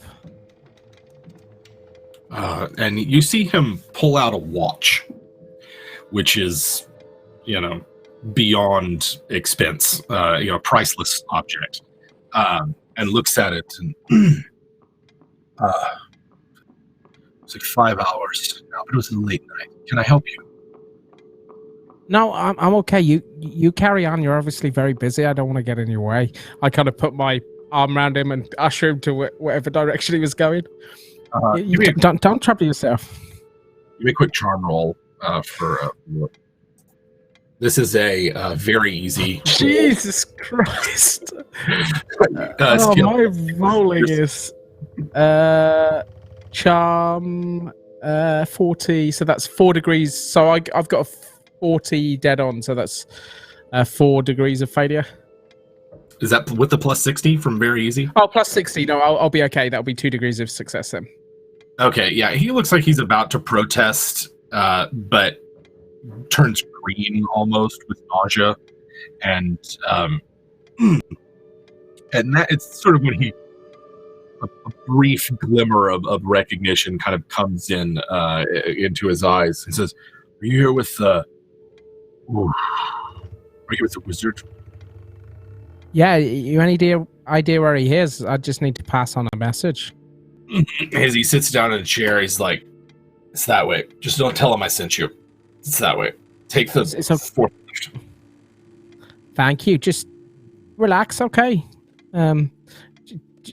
I've given away my croissant, so yeah, just try not to barf on me. And then I'll kind of wander down the way. What was your name, just so I know, fella? Wolfram Loeb. Cheers, Wolfram. Have a nice day now. And I'll wander the way he went. As you walk down the hall and get closer to it, you can hear soft voices, muffled, but you can tell that two people are having a conversation in one of these offices that's further down the hall. I'll follow towards it and try and have a listen. Okay. Give me a perception test for this one. Let's see if I can get anything like... Hey, there we go, 5. That will be quite a few successes. Yeah. So 3 successes. You come in on some sort of like the snippet or tail end of a conversation. It's definitely Septimus speaking, and he is discussing something. He says, the initial examinations of the corpse revealed it's typical of its kind, but it is disturbing that one of them would be so bold and brazen. Tell the masters that we will handle it from here, that there's no cause for alarm at the moment. And he seems to ask his companion a question. Do you have the High Wizard's medicine available? She requires more dosage than last time. And a voice that I don't think that York has heard yet. Or at least I think we've heard of him, but not actually heard him. Responds, and it's a kind of a high, sort of nasally. Yes, it's there's a new dose from the masters. I've been instructed to inform you that it's quite potent, and Her Highness will experience some intense side effects, but should be able to enjoy the benefits of the dosage for a much longer time. Now, please be careful with this same volatility as the other substances that we have received from the masters. And you hear the sound of something metallic sliding across a wooden desk. Does that sound like the conversation is wrapping up? It sort of sounds like it. There's a moment of silence. We got a moment of silence for as something is happening. I think we've got a mount for Van, and then a crit for both Molly and York. Van, we'll think about this. What does a mount for Van look like? Molly. Never mind. Don't you I was going to just say a that saddle her for York, face? but I don't know. Chet loves giving me mounts, though. Yeah, we'll have to give that some thought. Maybe just like a big ass pig, just like a gigantic. I was going to say some kind of war pig or something. Mm-hmm. War pig. Gotta be a war pig. A card pull a cherry. Why not just get him like a dire Shetland pony or something? Yeah, like one of those. What are they? The dwarf Scottish Highland steer. The ones that are like really. I don't know. They're really adorable. Ponies. Shetland ponies. Well, we'll have to give that one some thought. Particularly, the only mounts that I can do dwarves are like dwarves that are carted around by other dwarves. What about like a giant gnarly mountain goat? Ooh. And that was a crit success for Molly and York. Yeah, crit success in York. What about? Could we have like a tame squig? Would that be 2 out there and 2? I just found out what one of those is, and I want one. I think it's a bit too orky, right? I think they're a bit...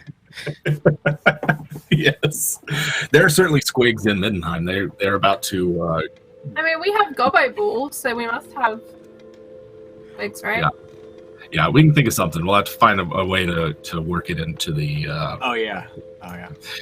So that's what I thought squigs were. There's a Google squig. It's beanbag with teeth. It's a giant hopping beanbag with teeth. So it's all mouth.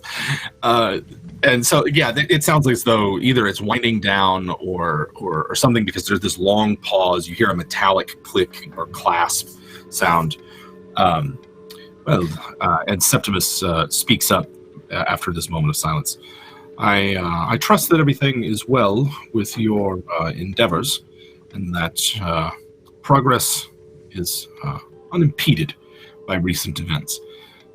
I should expect that we will not see each other for some time unless it's outside of our normal rendezvous.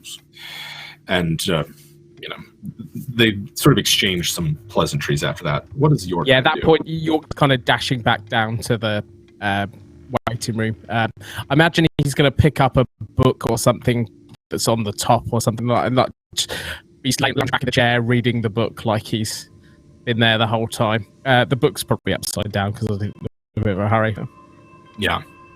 There's a minute or two later, you see Septimus and a very tall, even taller than Septimus, probably over 6 feet. Septimus is actually kind of short. He's also very scrawny. Like I said, he's 90 pounds wet. But this, presumably, Dr. Homrichhausen is this towering, gaunt figure with a sharp gray goatee and a set of spectacles that sort of perch on this aquiline nose that he has. Receding hairline, is very well groomed, and he's dressed in the kind of rich velvets of the physician class here in the city. Very sumptuously dressed with great big deep crimson reds and purples and the like, as befits his station. And the two of them sort of see you sitting at the hallway and regard you for a moment, saying they're parting, and Septimus begins to walk back towards you. I give this other man a courteous nod, and then I'll hold open the door for Septimus. Okay. Thank you, York. Dr. Homrichhausen, until we see each other again. And the doctor doesn't even, just kind of nods his head slightly at Septimus. And you were probably all told there about an hour or so.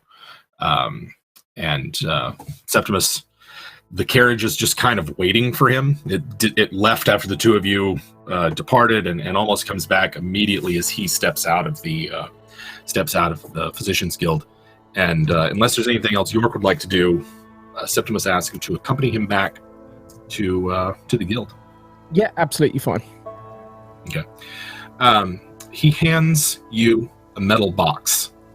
It's clearly copper, and looks, it's very sort of long and thin. It looks like maybe about a foot long and 3 or 4 inches wide. And it's locked with this delicate lock. One other thing, York. See that this medicine reaches the office of the High Wizard, Eberhauer. She has an affliction that pains her greatly, and this medicine that the doctor provides is of great benefit to her. She will need her dosage before the evening. I trust that you can handle that.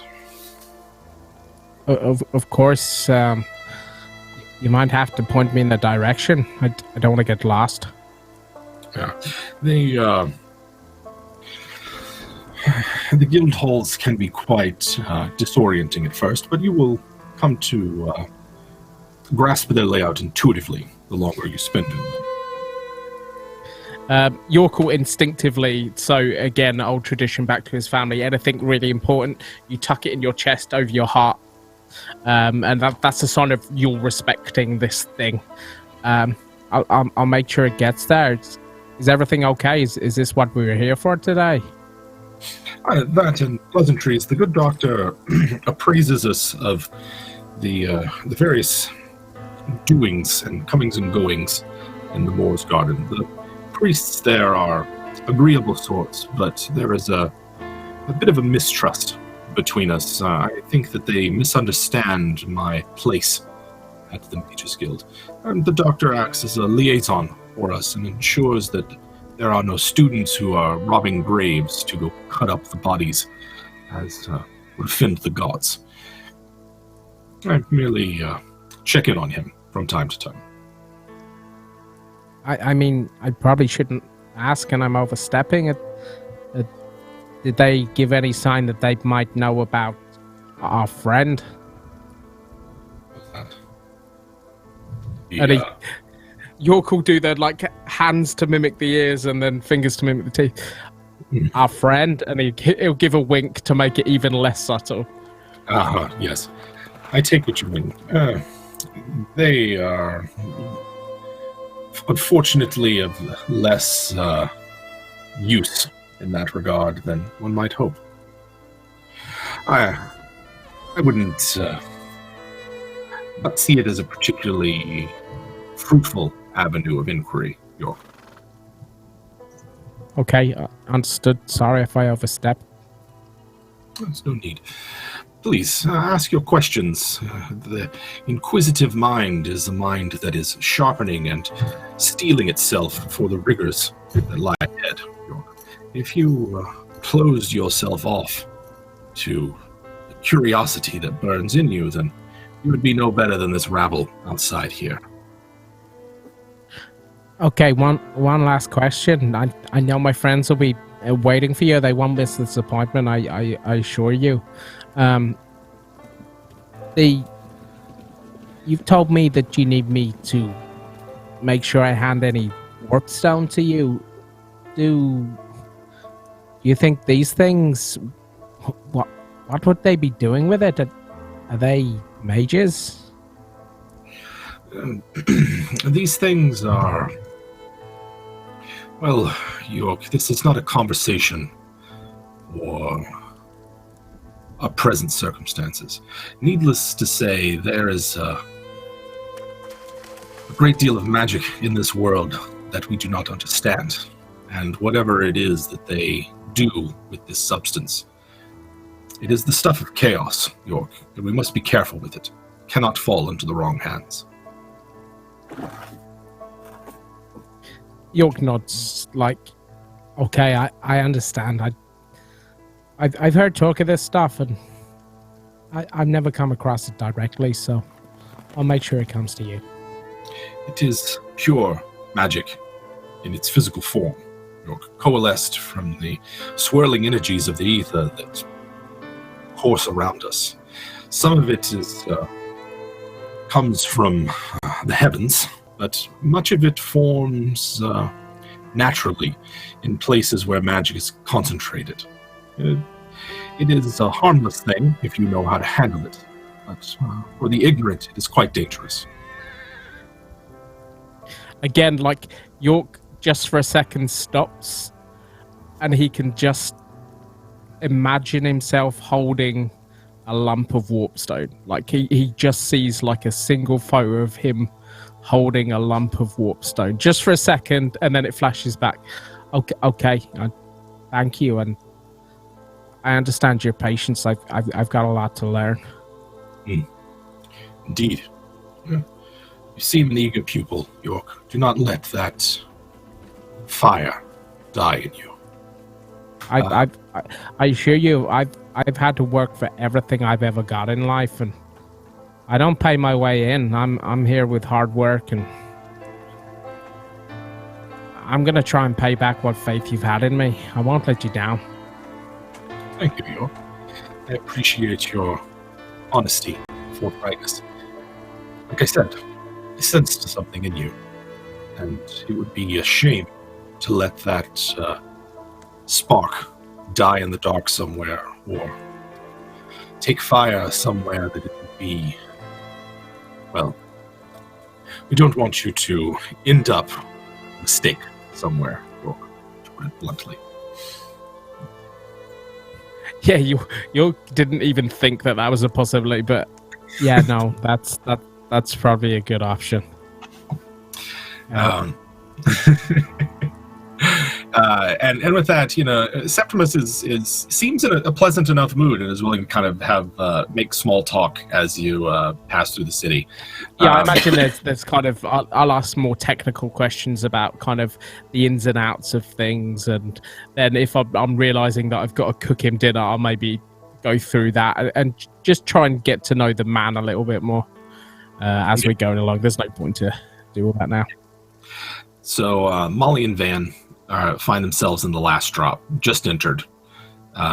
Rocco, you don't find Otto, but Rocco is by himself at the bar, looking about, and you can see him kind of like tapping his foot. He's clearly waiting and anxious.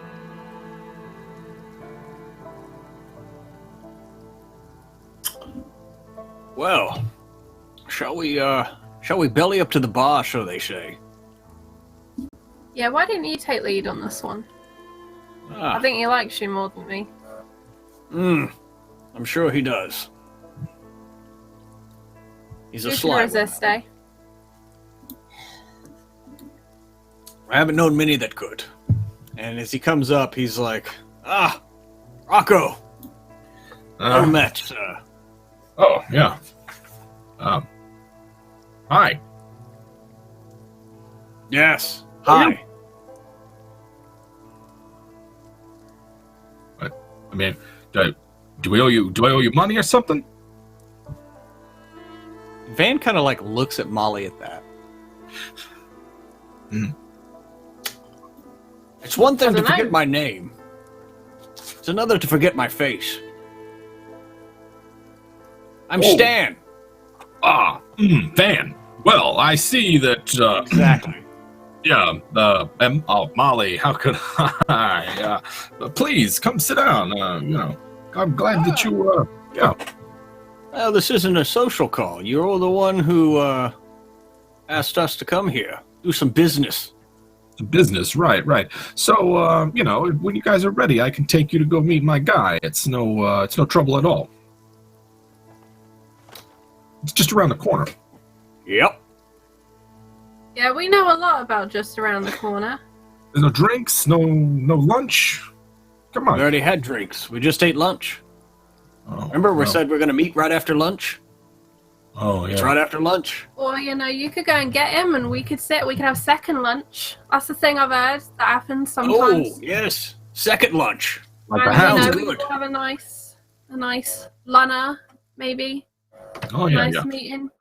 Oh, well, whatever you're asked, Molly, I'm happy to go get him. If you walked all the way over here, I don't want you to have to do a bunch of other walking. So, yeah, that's no problem at all.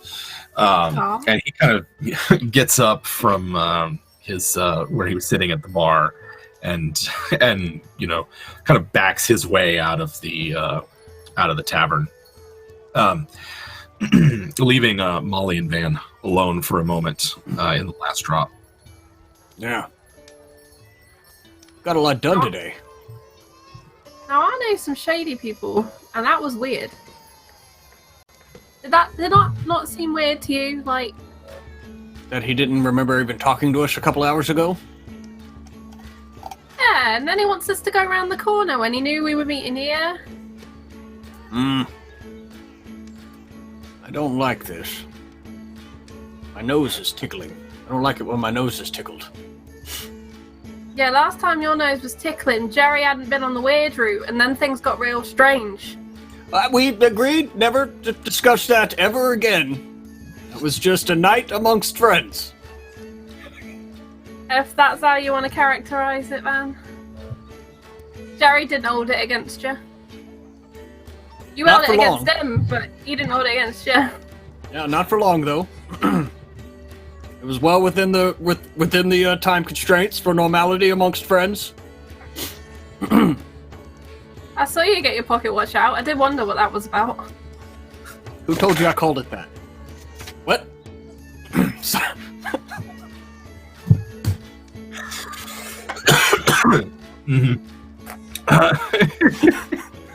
Sorry. I need a drink! Yeah. Drinks appear, and it's not too much longer before Rocco comes back, and there's a momentary hush that falls over the tavern as there's a watch sergeant who sort of follows in behind him, and then a moment of recognition as people sort of see who it is and go back to their business. But Conrad Ehrenreich I know him. walks in behind Rocco, nervously, but also with a bit of confidence. And Rocco gestures for y'all to come over to a private booth that's further across the tap room. Yeah, Van finishes quaffing his mug and heads over there. JJ, what am I doing here? Sorry, that is Spy. Raid! Hey, Blue Thank Jay. you so much, Blue Jay, for that raid. Looking forward to Deep Space Spine straight after Warhammer, so stick around. Check that out. Our Star Trek roleplay. They're running roleplay. So, the four of you sit down at this booth, and Conrad takes the outside seat. I hear that you are looking to make sure that your neighborhoods are safer than they currently are. Do I understand you right? And Conrad is... Go ahead, real quick. Of course. Not that the town's guard doesn't do a fine job, don't get me wrong, but you can't be everywhere at once, right? Oh, of course, and with so many foreigners and strangers in the city for Carnival, you could never be too sure about making sure that you and your valuables and loved ones are protected. Now, as you might be aware, I keep the peace around, the northern parts of the city here. The Grafsmund, Great Park, occasionally the Freiburg. But in the rougher parts of town, man or woman have to make do on their own, right? So, what is it that you're looking for? Well, it's interesting that you would phrase it, keep the peace. That's what I'm looking for. I would like to keep a peace.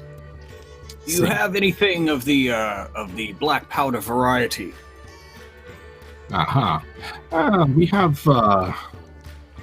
some. Yes, they're older models, right? A stock from before the Troubles that no one's gonna miss if that's what you're written for. Newer pieces are more difficult to come by and carry with them added expense. Yes. You'll look after us, won't you, Conrad? I'm not sure. Wait, we spoke last night, didn't we? Molly? You did. That's right. You remember me. You got a good eye for faces. That I do, and I make sure to know that everyone I might potentially need to call upon, either to help out or someone maybe needs to help me out sometime. You seemed like you were a trustworthy sort, Molly. And, well, if you're really interested and your coin's good, I can take you somewhere where you'd find just what you're looking for. But I know that someone with my reputation can't just show up somewhere and ask you to follow me, so I have to do something that will show you that I'm trustworthy. And he has with him what looks like a rolled up like burlap cloth of some kind, and he's sort of sitting at the head of the table, kind of blocking off view from what's on the actual table, and rolls it out in front of you. And it is a collection of pistols, short barrel blunderbuss, and as well as several other swords and like truncheons and spiked clubs and all sorts of things that you would take to be like confiscated by the watch or like older model stuff that they don't use anymore. Mm-hmm. Okay. Is there like one of those, like a pick hammer on one side, pick on the other? Yeah. I'd like to keep my options open. Versatility is what you're after then. And it looks super subtle. Very normal thing to be carrying around. Well, in this day and age, it's sometimes carrying something that shows you mean business is enough to avoid many fights, Mm-hmm. People do recognize a good bulge. That they do, Molly. Well, they do. We all have a good eye for one thing or another. Yes. So, what of these pistols? Let's have a look at it. And I'm going to try to evaluate this pistol. Not the separate from the other pistol I tried to evaluate. Correct. Well, Rocco has not taken good care of his. It's covered in dirt and grime, and he doesn't even have the cord already loaded up into it. Thank you for the host, Micromegas. So that was 2 degrees of failure, unless that was a different type of check. It's still evaluate. I mean, in this case, these are older models, right? So they're a bit easier to kind of understand and work with. With that in mind, with a plus, what did the plus 40 to your stat get you then, in terms of? Oh, that's 2 degrees of success. Yeah, this is a pistol that 10, 15 years ago would have been state of the art, and now is simply not. In game terms, it is a pistol with the dangerous quality, meaning that if you roll a 90 or above, you're going to get a fumble. But it's otherwise, it's cheap. It's what it is. All right, I'll take that. Yeah. So what's a pistol gonna run me? You have some good shot with it. Bullets. You can come with we'll come with a bandolier if that's what you're looking for.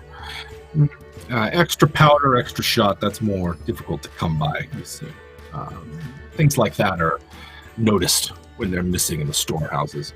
Now, this one right here, he shows to Van, is a robust and rugged model. If you need to, you can always just beat someone with it if you run out of bullets. And it's indeed like the size of a club. You could easily either flip it around and beat someone, or just shoot him and beat them. Yeah, and he takes the pistol and flips it around and holds it. It's got a good weight.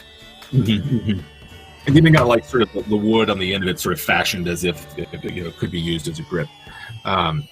This one right here, I could be willing to part with it for a gold crown and half a silver. And so with that and the bandolier and throw in the hammer, is that all together? Now the hammer with that is going to be a bit more. Why don't we just call it 2 gold crowns even, and I'll even throw in some extra shot for you. What about one for me?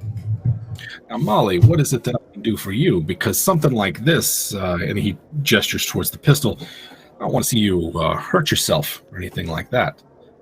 I couldn't in good conscience give you one of these if I didn't know you were capable of using it. Now, if you are, I'm happy to give you whatever you need. I got Van, he can teach me. How hard can it be? You just point and shoot, don't you? Right, because hit you in the head if you're not careful, or blow up in your face. She's got I've a strong grip. I've about that before. Well, if you're experienced in those matters, then I tell you what. You want a piece? Van wants a piece. Anything else here that I can get for you? Well, we should probably pick up Jerry something that looks nasty, but he's not going to hurt himself with. Like a nail and a stick, but a bit fancier looking. Both of y'all make me intuition rolls, please.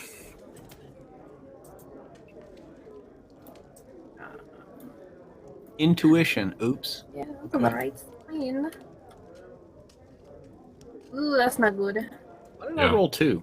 Well, I still failed. Yeah. You don't really notice anything out of the ordinary in that one. He kind of like, oh, well, I don't know who Jerry is or why he would be hurting himself with the club, but if Jerry needs something, you guys don't have to deal with this scumbag right here. He points to Rocco. We can always work out an arrangement ourselves if that's what you want. I think that makes a lot of sense. Molly knows stations. Yeah, I think that needs to be. I think that's Jerry's choice. Now, we will tell him that you are open for business. Excellent. Now, perhaps we can see what business we can send your way. See, Van is just openly talking about stealing this guy out from under Rocco. Right, That's Rocco's just kind of like, what? What did I do? You know what? You know, he just is. He You seems to did a be. good job, Robco. Thanks for the introduction. It was worth that silver. Thanks. Come on, you can't just cut me out like that. We're not. He is. Conrad seems to really have a strong dislike for Rocco. He's ignored him the entire time, spoken mostly with just Molly and at this sort of, he's like, yeah, you know, you need to go and go lick your boots of your master's men because you're not welcome here anymore. And at that, Conrad sort of sits down and finishes his business with Molly and Van. So Van is buying a pistol, some shot, and basically like a hand axe. And then Molly, you just wanted the pistol or something else as well? Yeah, I feel like Molly just like wants to match whatever Van is getting to some extent, so she's gonna grab like a gun and maybe like a knife. You know when they have like the Crocodile Dundee, like great big, very contraband type You mean knife. like an actual knife? Yeah. Yeah. Yeah. Actual knife TM is like engraved. Right. Yes, they have something like that. They have Nail attached to whatever that makes up her shank. yes. So for Van, that's going to be 2 gold, and then When he was distracted by Molly, that's when Van kind of like reached down into his coin purse, pulled out 2 gold, and then just he drops them. He just kind of drops them into the mug that he got from the bar, and just slides it over. It's like, oh, you can have the next refill on me, and kind of winks at him. I understand. Thank you very much, Van. It's a pleasure doing business with you. Now, Molly, call me a softie, call me old-fashioned, but I can't in good conscience charge you full price for something like this, As a woman who finds herself out on these streets all the time, if I didn't facilitate you carrying around a piece, then how could I sleep at night, So, I tell you what, 1 gold for the pistol, full shot. That's real nice to you. And I was thinking I want one of those like thick leather vests so they don't stab. I see what you mean, like a dueling vest to keep you from getting all scarred up and everything. Yeah, I don't have any one of those on me, but I got delicate skin. Absolutely. Now, something like that might take a little while to procure, but if something happened to arrive at the back door of the Wolf's Head, we could make an arrangement. I think we could. And his gaze lingers on Molly for just a little bit longer as they make their exchange, and sort of like, yeah, I think we can come to an arrangement there. Expect something within the next day or 2. Wouldn't want you to get hurt in such a rough time as this. That's real nice. I'll remember that. Mm-hmm. After he tears his leering gaze away from Molly, like Van will just be like looking at him like.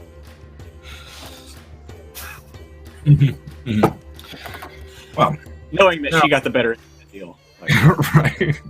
If you'll excuse me, as he's rolling up the last of his, the rest of his merchandise, I hear that there's a bounty out now, and I've got some work to do at the collection point. Anything else you need? I believe Molly knows where to find me, and I can find you at the Wolf's Head, right? Yeah, be there later, at some point. Yeah, we're having a party, right? That's what we organised, wasn't it, Van? A party with that wizard guy?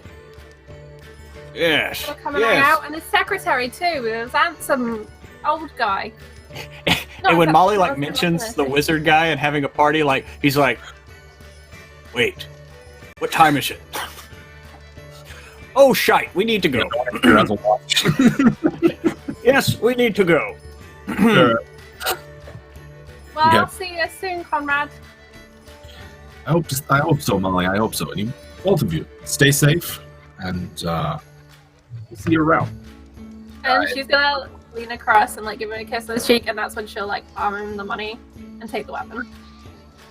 Yeah, he just slightly blushes and walk, and then as the two of you or the three of you sort of part ways, you catch him stealing a backward glance at Molly. Molly is there with this giant knife in one side and the pistol going in the other side. York, your friends are late. You're sitting with Septimus in a room with the Skaven covered in a sheet on a table, right?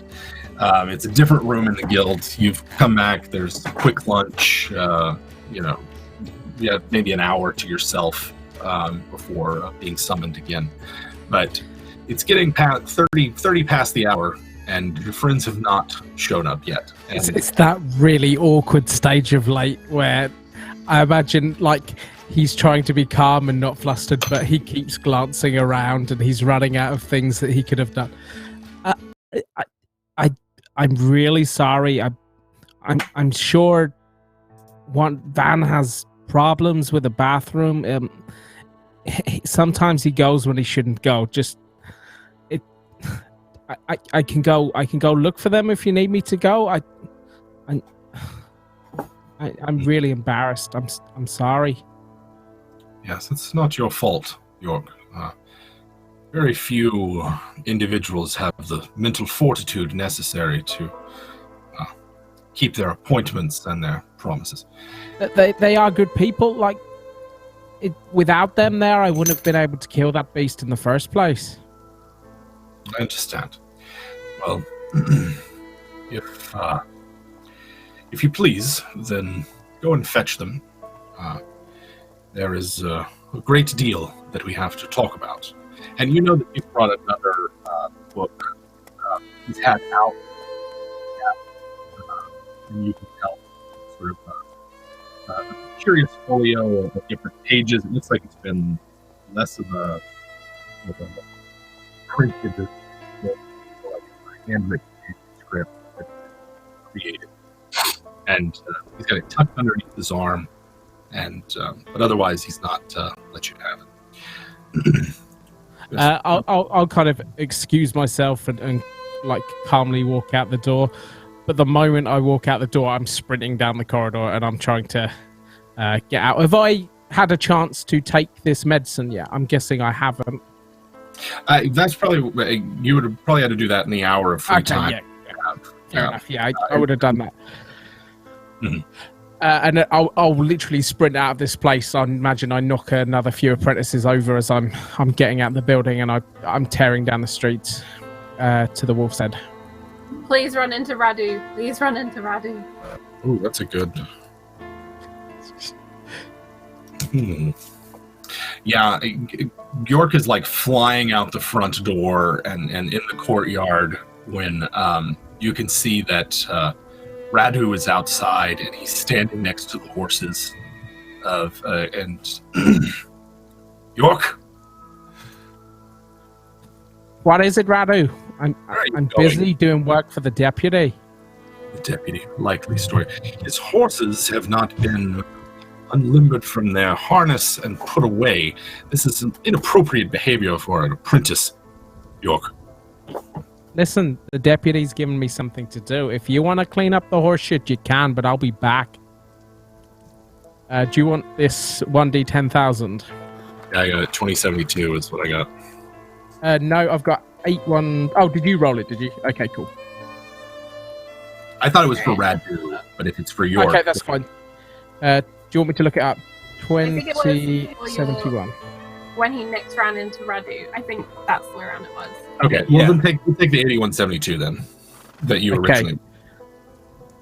All blades within 50 yards must save or crumble to rust. I guess they can't really save, so... Yeah. I'll tell you who just did buy some new fancy blades, Jim. I'm not that close. Yeah, I don't. They're not quite that close, but there are. It is a crowded street, and most everyone is armed in some way with a dagger or a small sword or something like that. And there is a murmur outside from the crowd of people who are sort of surprised by this and the like.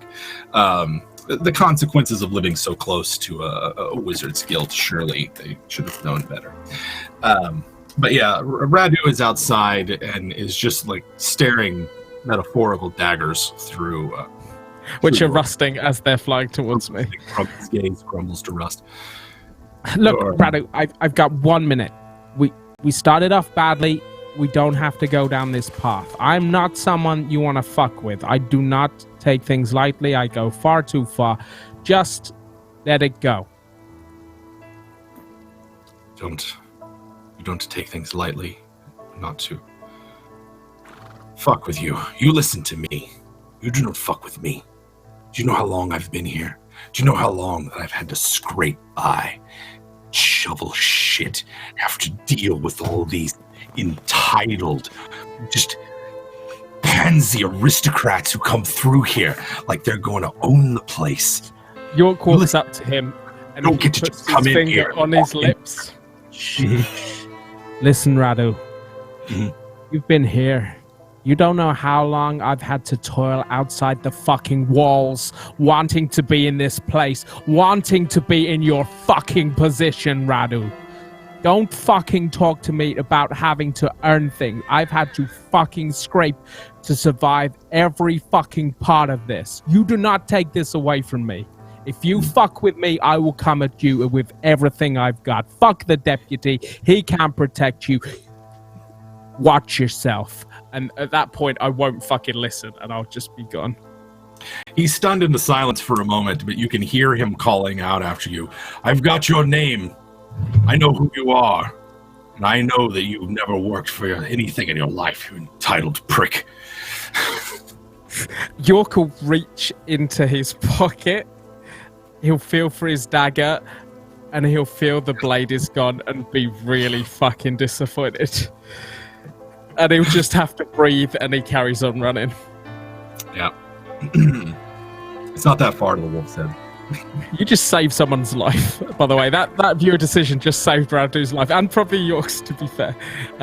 Because fuck me, that's tense. Yeah, and I'll keep running. Like I'm fueled by anger at this point. I'm angry at my friends. I'm angry at Radu. This is not a good place to be in. So I imagine I'm knocking children over. I'm knocking women over. I'm knocking men over. I'm just running there as quick as I can. Yeah. You find the urchin, Jimmy, who's standing outside, kind of just, he's having a sip of something from a mug. He's like siphoning off the back end of a keg somewhere. I'll smack the mug out of hand. Jimmy, I gave you one fucking job. Why do you let me down? They weren't here, York. They weren't here. You got fucking legs, haven't you? For now, you've got legs. Why couldn't you use them? Where am I supposed to go? It's a crowded city. York. I don't like. And then his eyes light up, and he points behind York. They're right behind you, York. York! They let you See, out. I told you the party was going to be at the pub. And Van kind of walks up and past York, slaps him on the shoulder. Come on, boy, we're already late for the meeting. We don't want to put a bad impression.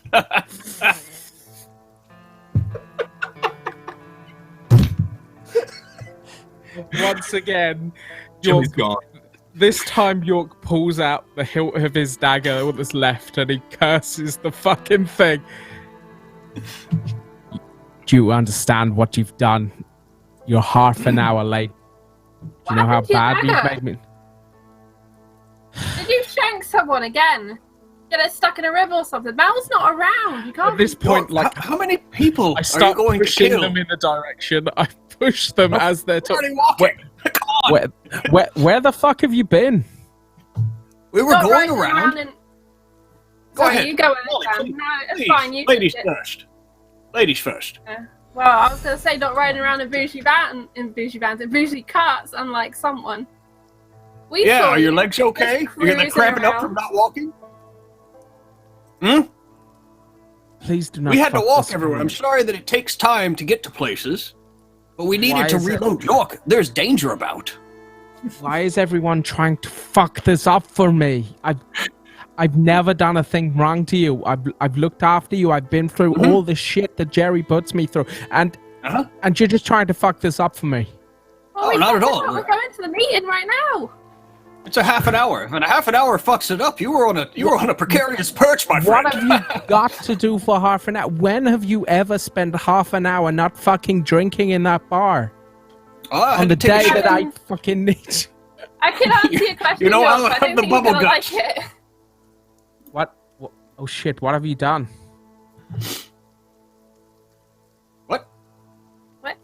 What? Why aren't I gonna like it? What have you been Well, doing? you asked what we were doing. We're not fucking drinking for half hour, and I can give you a few ideas. A few very Oh. worthwhile ideas.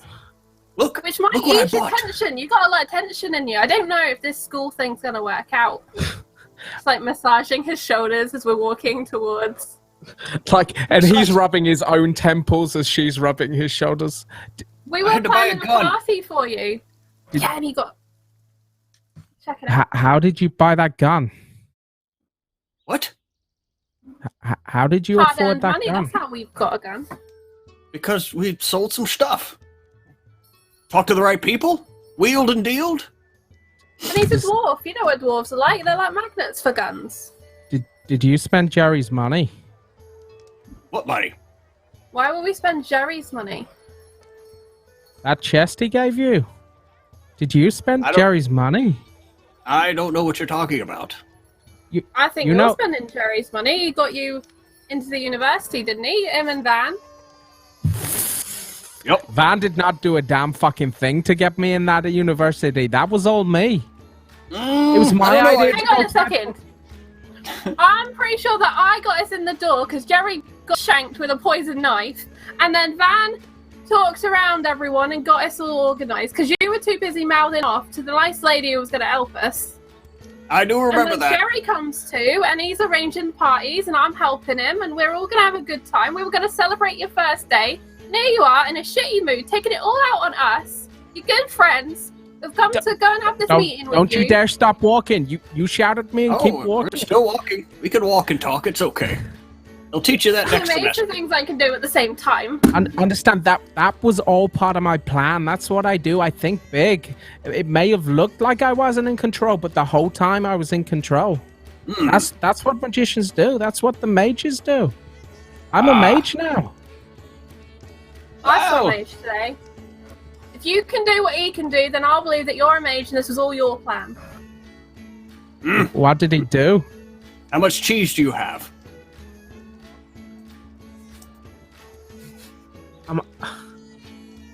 I'm not sure what the fuck is going on here. Jesus fucking you Christ, said to man. me you're a magician, you can see the big picture, so you should know what the fuck is going on here. Read your cards if you can't see with your own eyes. I We're mean, going to a isn't that- meeting. Isn't that what you're doing? Besides, if you were all powerful, you would know we were going to be late, and you would have sent somebody to come find us. Yeah, it's not even like we're bloody hard to find. It's a dwarf and it's me. Like, And Jimmy running for us. He's right there. York is just defeated at this point. He's just walking along. And upon meeting up with York, Molly suffers with crippling paranoia for 1d4 hours. I think that's it. The hours Yeah, are so around 10. as we're going, I'm like, if you spend Jerry's money, you're fucked. Do you know Wheezy Steve? Ouija Steve, yes, he has that cough that never went away. Yeah. No, he took Jerry's money once. He took his change from a bar bill, a couple of copper. Jerry took his lung, just one lung. Took it right out of his fucking chest. At this If point, you spend Jerry's money, fuck knows what he's gonna do to you. Molly pulls that great big knife that she's just got and she holds it right there. So you fucking tell Jerry a word of anything and I will take your throat. I don't care what you say. And you can't be Yeah. talking if you got no throat. I've been It's paying true. attention to what Belle does. I haven't tested my new gun yet either. Okay, Molly. I'm sure Wheezy Steve was. He did something else. You're really sorry about this bad mood you're in, aren't you? Really sorry about it. Molly, I'm very sorry. Who are you sorry to? Smaller. I'm sorry to you. No, my knife got bigger. It's I'm true. sorry. A knife is much bigger than a normal knife. Molly, I'm sorry. I'm very sorry. I've been rude to you.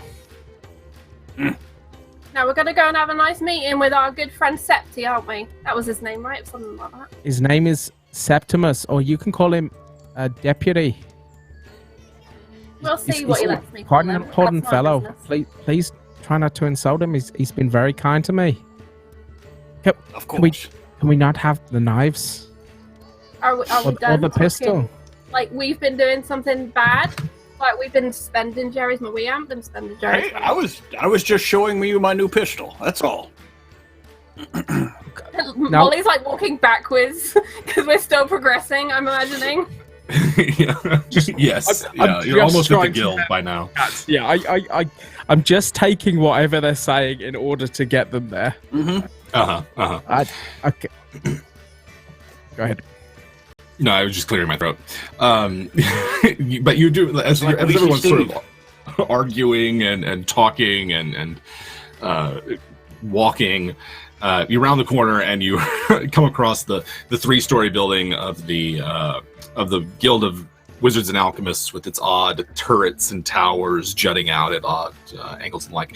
You can see it at this point that there's someone on the highest tower. It's like a circular sort of drum tower with an open air roof, and there's someone up there doing something or other. But otherwise, the guild is fairly quiet. A sea of, or sort of an island of tranquility in the sea of chaos of the carnival. And York, you don't see anyone in the courtyard. It looks as though Septimus's horses has been put back in the stable, and the courtyard's empty. I'll kind of rush them through, kind of looking over my shoulder just to see if anyone's watching me. Okay. And then I'll see them into the door and kind of get them up towards the deputy's office, Septimus's office, as quickly as I can. Okay. Trying to make sure they don't fuck with any shit either. Have York make me an intuition roll. What's that for Molly? I want to turn to Van and I'll be like, it was your money anyway. You found the box on the rack. Jerry was busy on the floor in the corner dying.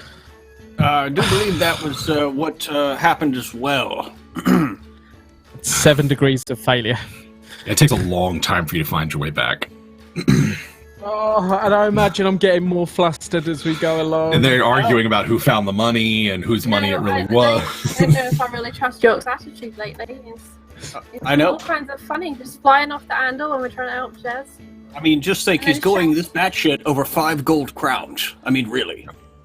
I know. You spent 5 gold crowns of Jerry's? We There were didn't 5 know. gold crowns in There the were box. 5. I'm just saying, you're going batshit over 5 gold crowns. Like, that's all the money in fucking Middenheim. If you want, I'll give Jerry a gold. Will it make you feel better? I had 2 gold crowns to my net. That's the most money I've ever seen. 5 gold crowns is like a fortune to me, so watch out. We're not all born with a fucking gold coin up our ass. No, not up the ass. Right before. You don't want to put it up there, boy. It'll tarnish it. Come on. Who told you how to store your money? I swear. On the 4th time that York finds the kitchens, one of the staff, directs him towards the proper course to take through the halls, and you see that when you arrive back in this sort of meeting room with the thing draped over the Skaven, and Septimus has apparently not moved at all in the nearly 45 minutes or so that York has been gone. And his gaze just sort of casually meets the 3 of you. I see that the ruffian you had with you yesterday is feeling the effects of the antidote we gave him. And your elf, Mel, was it? Yes, I believe she had class. But of course. apologies for being late. I apologize. It is York's It was first all day. my He got us fault. lost. It's fine. No, it wasn't my fault. I thought we were going to go for a drink at the pub. And then we got there and you weren't there, and I was all worried because I didn't want to let you down. And then, York shows up and he's yelling at me, and I felt real bad then, and we hurried there as quick as we could. Well, And Molly would That's go all. sit next to him. he's in a Septimus. chair. He's got like his legs are crossed in his lap. He's like leaning There's forward. room. Yeah, there's room. There's room I on imagine- that thin, frail lap of his. I imagine Molly took my chair as well. Like, I put one next to him so I could sit next to him and feel important. But no, she Sits took down my in chair. Like, there's just like a little stool out the way that I'm going to have to sit on now. Septimus, mate, may I introduce? This is Molly, and this is Van, just in case. I God. remember Molly and Van as well. Yes. York, Yes. you can't be calling him mate. He's the deputy. You got to show some respect.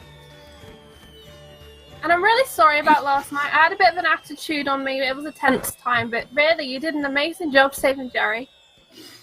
I was really impressed. I mean, I know it wasn't your magic, but you got the right person, and that's the main thing in this city, is knowing the right person and getting them to the right place at the right time. That's part of my job. Yes, Yes. Kirsa is quite gifted with poisons and their antidotes. Now, thank you, but we do have business to attend to, I believe. Namely, the thing that you brought in early this morning.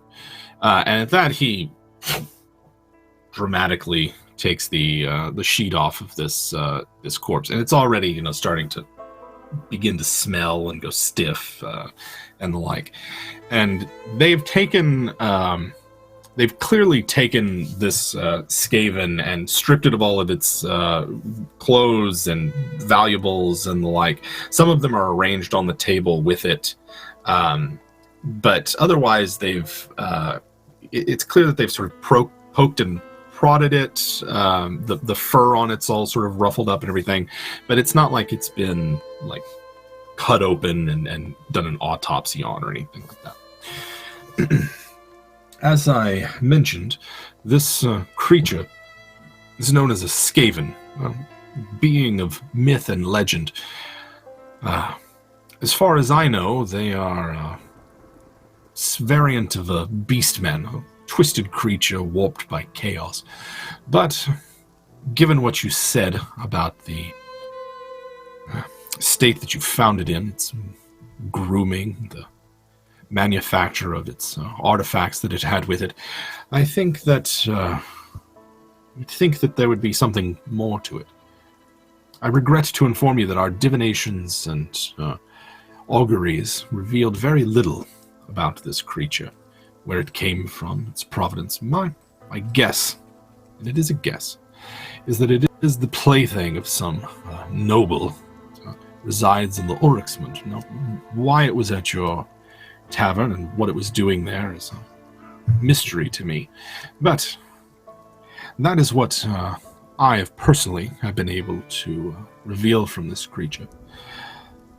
There is one last option, and I wished for you to be present for it when we pursue it, because it is it is disturbing, and I was not sure if you would be prepared to undertake it. We will discuss that matter in a moment. And at that, he hands this book over to Molly, and lets you sort of look at it.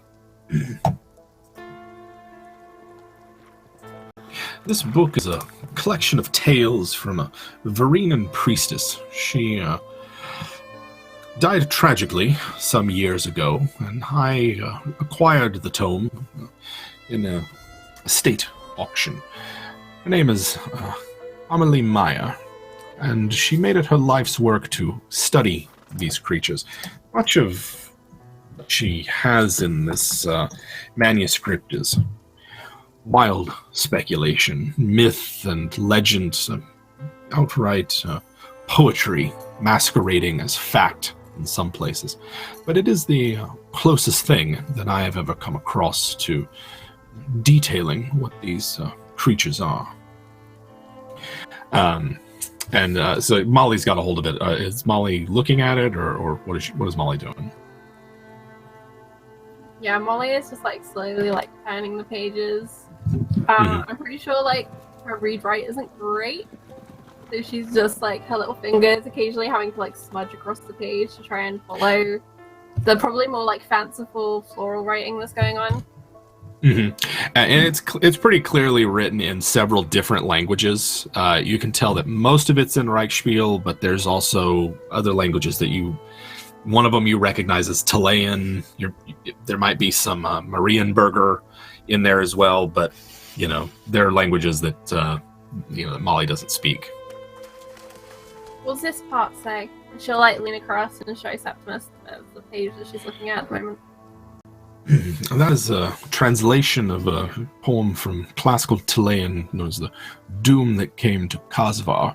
It describes a city that held ransom by some mad piper who could summon rats at will. It's a fiction, fairy tale, if you will. Wow, did they stop the mad piper? They didn't, and the entire city was eaten alive by the rats. It's a tragic tale, often told as a way to scare young children in the swamps of southern Tilia. Don't don't worry put me, much stock in it. obviously. It's just a silly story. It's a very nice book, though. Now, I'll hold it up, show you. Yeah, this is pretty clearly somebody's journal that they have just pasted other things into, that other people have contributed to and written. Like I said, it's not a manufactured printed book, of which the Empire enjoys many varieties of printed books. It's like someone's personal diary, almost. Title page is Ratus Rex Conspiriatus, or The Skaven Are Real, and They Are Among Us. And that's sort of like the frontispiece of it is this grim-looking Skaven seems to have skeletal features and a great big scythe, and it's sort of walking across a bed of skulls and rats, and a smoldering ruin of a city lit by moonlight is in the background. Van, you've been a student longer than I have. Why don't you take a look too? Molly hands the book over to Van. Very, daintily, terrified if she drops this book, a Skaven is gonna, pop out with it or something horrible. Right. You muted, Prue. So Van will take the book, and he's probably leaning closer to York, and he'll kind of lean over and open it and kind of flip it so York can read too. York will reluctantly lean in, it's making him summon all the bile up his throat just being next to you at this point after how angry I am at you. Mm-hmm. Did we tell? Sorry, go ahead. Oblivious to Van. It's just oblivious to Van. Just... Did we tell Septimus about everything that Rold had told us? I know we got some of what Van's dad had told him, but did we pass on? I don't recall Rold really being brought up at all from the first encounter with Septimus. So yeah, I think I was hanging on to this as a backup piece of information to shock him a bit further if we needed to. So at this point, I'll explain everything that Rold had told us, that message of foretold, and how he'd been driven crazy, it seemed, and I'll pass that on as well. Because didn't he foretell of lots of them in the Undercity? Oh yeah, Rold was raving about a whole mess of them down in the Undercity, and in his more lunatic moments was, that they're building something and that they're infest the sewers and all that kind of thing, revealing this to Septimus. He's sort of, I'm not sure how much stock I put in the ravings of a madman, Although, it's curious. Did you speak with the Sewajacks and the Commission for Public Health? We didn't know how far this went. We came here first. Perhaps it's a line of questioning we should take up next. Perhaps. If this unfortunate individual who... forgive me again, why is he not still in the nunnery where he could be cared for and provided for? He escaped. We were doing our civic duty. Well, if he escaped, then he does clearly is out of his wits and not to be trusted. I do not know if there was some sort of Can I colony. excite him when he was just like cleared his throat after when he escaped? He can't be trusted. Yeah, I was gonna say as well. Like, start looking at this guy with a closer eye. Yeah. Okay. So, what's that gonna be? That's insight or intuition is what it is. Intuition. Yeah. Nah. No. Oh, 1 degree of success. Nice. He seems truthful. Like, as much as Septimus is he. I mean, from the minute you met him, he has given off a vibe of he clearly knows he's better than everyone else, and is clearly sort of operating from that position of arrogance and sort of like, I'm only going to tell you what you need to know, kind of things. But what you get the sense that what he is telling you is truthful, and the idea of a nobleman keeping one of these creatures is not that far-fetched, but you don't get the sense that he's lying. You do get the sense that he doesn't think that you're up for the intellectual challenge that that he would that he's up for. Yeah, and it's more of he couldn't believe that we could bring him new information that he doesn't already know. More of that. Sure, there's a bit more of that, and kind of like trying to hide his own surprise at sort of being scooped by some tavern ruffians, Yeah. And he's very uncomfortable with Molly. You can tell. Not like ooh girls, but just sort of like just the physical touch seems to make him recoil. Yes, I'm not sure that I would trust an escaped lunatic who feels the need to ignore and shirk the tender ministries of the goddess of healing. I'm sorry to say that your father's friend is a madman who should be locked away for the good of all of us. That said, I think that this is highly suspicious, and we were able to divine one piece of useful information which might be of advantage to you in your inquiries. The perfumes that we detected on this creature, I happen to recognize them. If I... and at that, he does blush. His normally pallor, and like I said, he is completely bald, right? Like, just... he barely has eyebrows, and he has this very sort of ashen gray pallor, and at this he does sort of blush a bit. I'm afraid that Egmont Birnbaum, a perfume merchant, is responsible for that fragrance. How it got on that creature I do not know, but I know that Egmont has a reputation as a bit of a, we put it, libertine and a rake, as it were. I heard he was quite nice, really. Molly, moves slightly across on her seat and kind of sniffs her sleeve, nope, can't smell it, it's fine, we're good, we're good. Mm-hmm. Is there something you'd like us to pull a few strings and see what falls down for you? I think that whatever it is that you have uncovered here requires discretion. Perhaps a quiet inquiry and and nothing too dramatic, I would say. Quiet as a cat. That's me. Thank you, Isis. No, it's Monk. That's Monk. Oh, is this Monk? Thank you, Monk. Oh yeah. Yeah, you can Thank tell you, by the starfish. Yeah. Our little dark overlord. Yeah, we are on hour 6 now, and he is not happy. This is his new thing now. He's gonna get on my desk and sit stare in at front of me. the webcam, just like, you motherfucker. How dare you spend so long playing games? Just judge me. Yeah.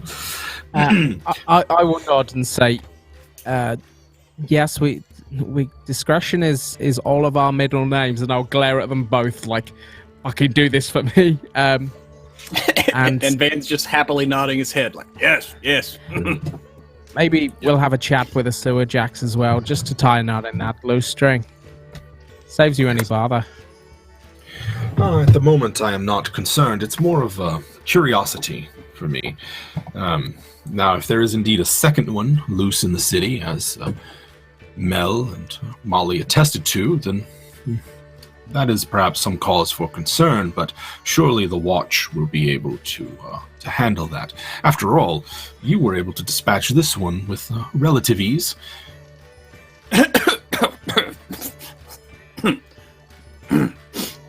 Yes.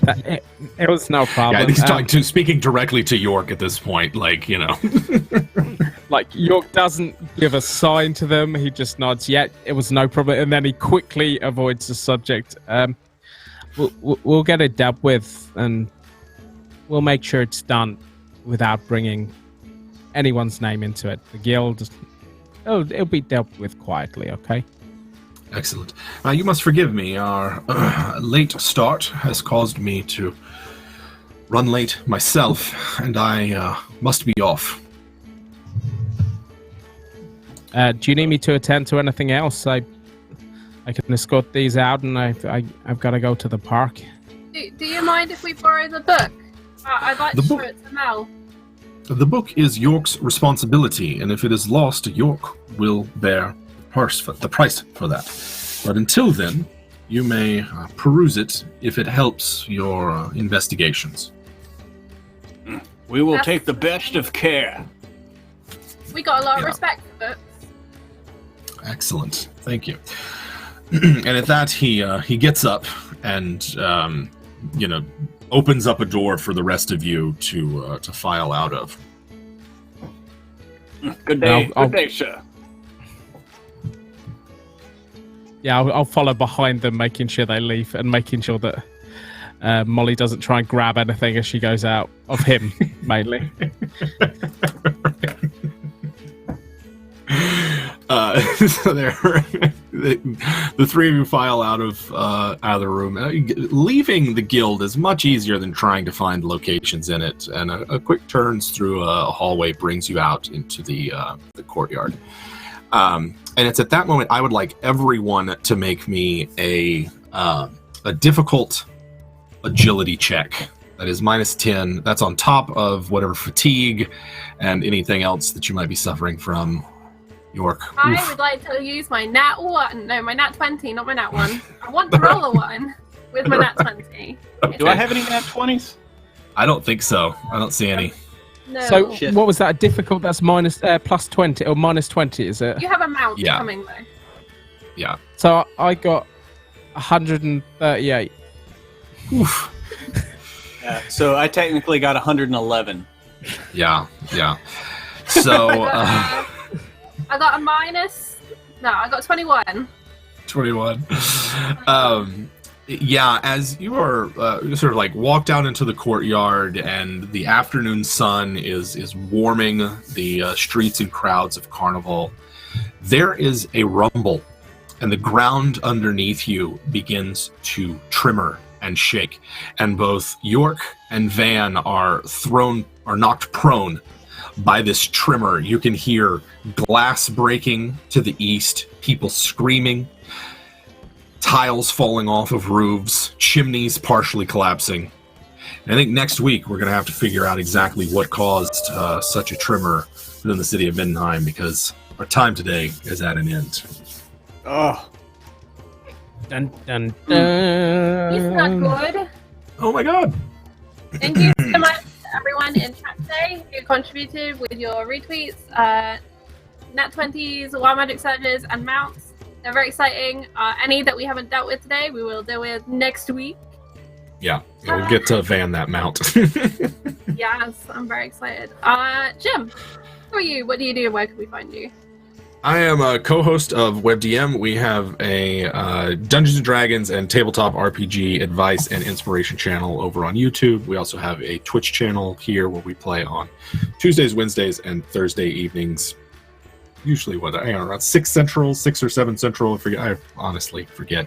We also have a Patreon where you can come and hang out. We have a podcast on that. We love to talk about Dungeons & Dragons and tabletop RPGs and all kinds of things. So come check it out. Come hang out with us. And yeah, that's where you can find us. And what was your favorite part of today's episode? Or today's session? I think finally getting to introduce Conrad was probably my favorite. I've had him as an NPC for a while, and I like a crooked cop. So you know, it's glad to be able to introduce Conrad. And Mr. Pruitt, who are you? I am the other half of WebDM. We just had our new video come out today. You should check it out at some point. Like Jim mentioned, our Twitch channel. I can't wait to come back next week. I would have to say the continued budding relationship between York and Van is like, it is life to me. Like like the connection that I feel with York is nothing but pure gold. And as for a dwarf, there's nothing better.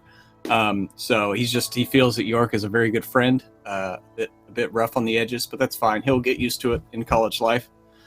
So I can't wait till next week and see what happens here now that Jim's shaking things up a bit. Oh my goodness. Literally. And our wonderful and lovely Panda, who has been bullied all session. What was your favorite part? Who are you and where can find you, etc.?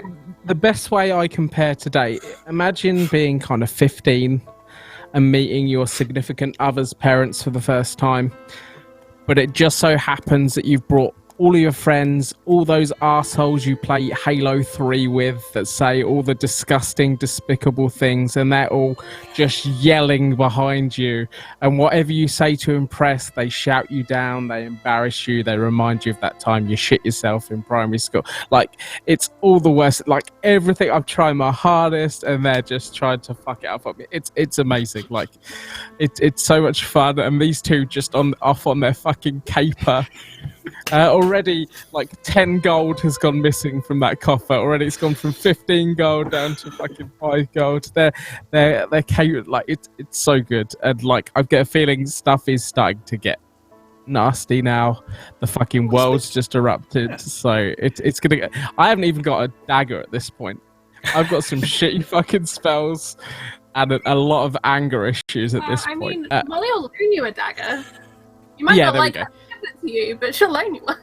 But as always, like I'm loving these viewer decisions. Thank you very much for the support as well. You guys are awesome. I haven't got anything. Actually, I do. So Will and D&D Beyond they've just announced their new secret project, which has been in the work for fucking ages. They've done absolutely loads of work with it. It's D&D Sports, which is coming in November. I will put the Twitter link here. There's going to be loads of new announcements and everything on there, loads of people that you know and loads of people you don't, and loads of people you know from elsewhere. So check it out, make sure you follow it. There'll be lots of exciting things come through that. Will do it a lot more justice when he's back, but he's a busy man at the moment. So thank you guys. And I just want to also shout out to Cherry and Will, who missed very much today. Can't wait for them to be back, hopefully next week, when we dive deeper into this great conspiracy and into probably the great big sinkhole that has just opened up at our feet. But hang around, because coming up next is our Star Trek adventure, Deep Space Fine, and I'm going to be giving away some dice. So she says, hurriedly trying to remember what button she needs to push. Thank you so much to these guys for playing some wonderful Warhammer 4E with me. Don't forget to check out our Discord. We have a channel all about Warhammer. You can get more information on us there. And we'll see you again very soon. Thank you very much.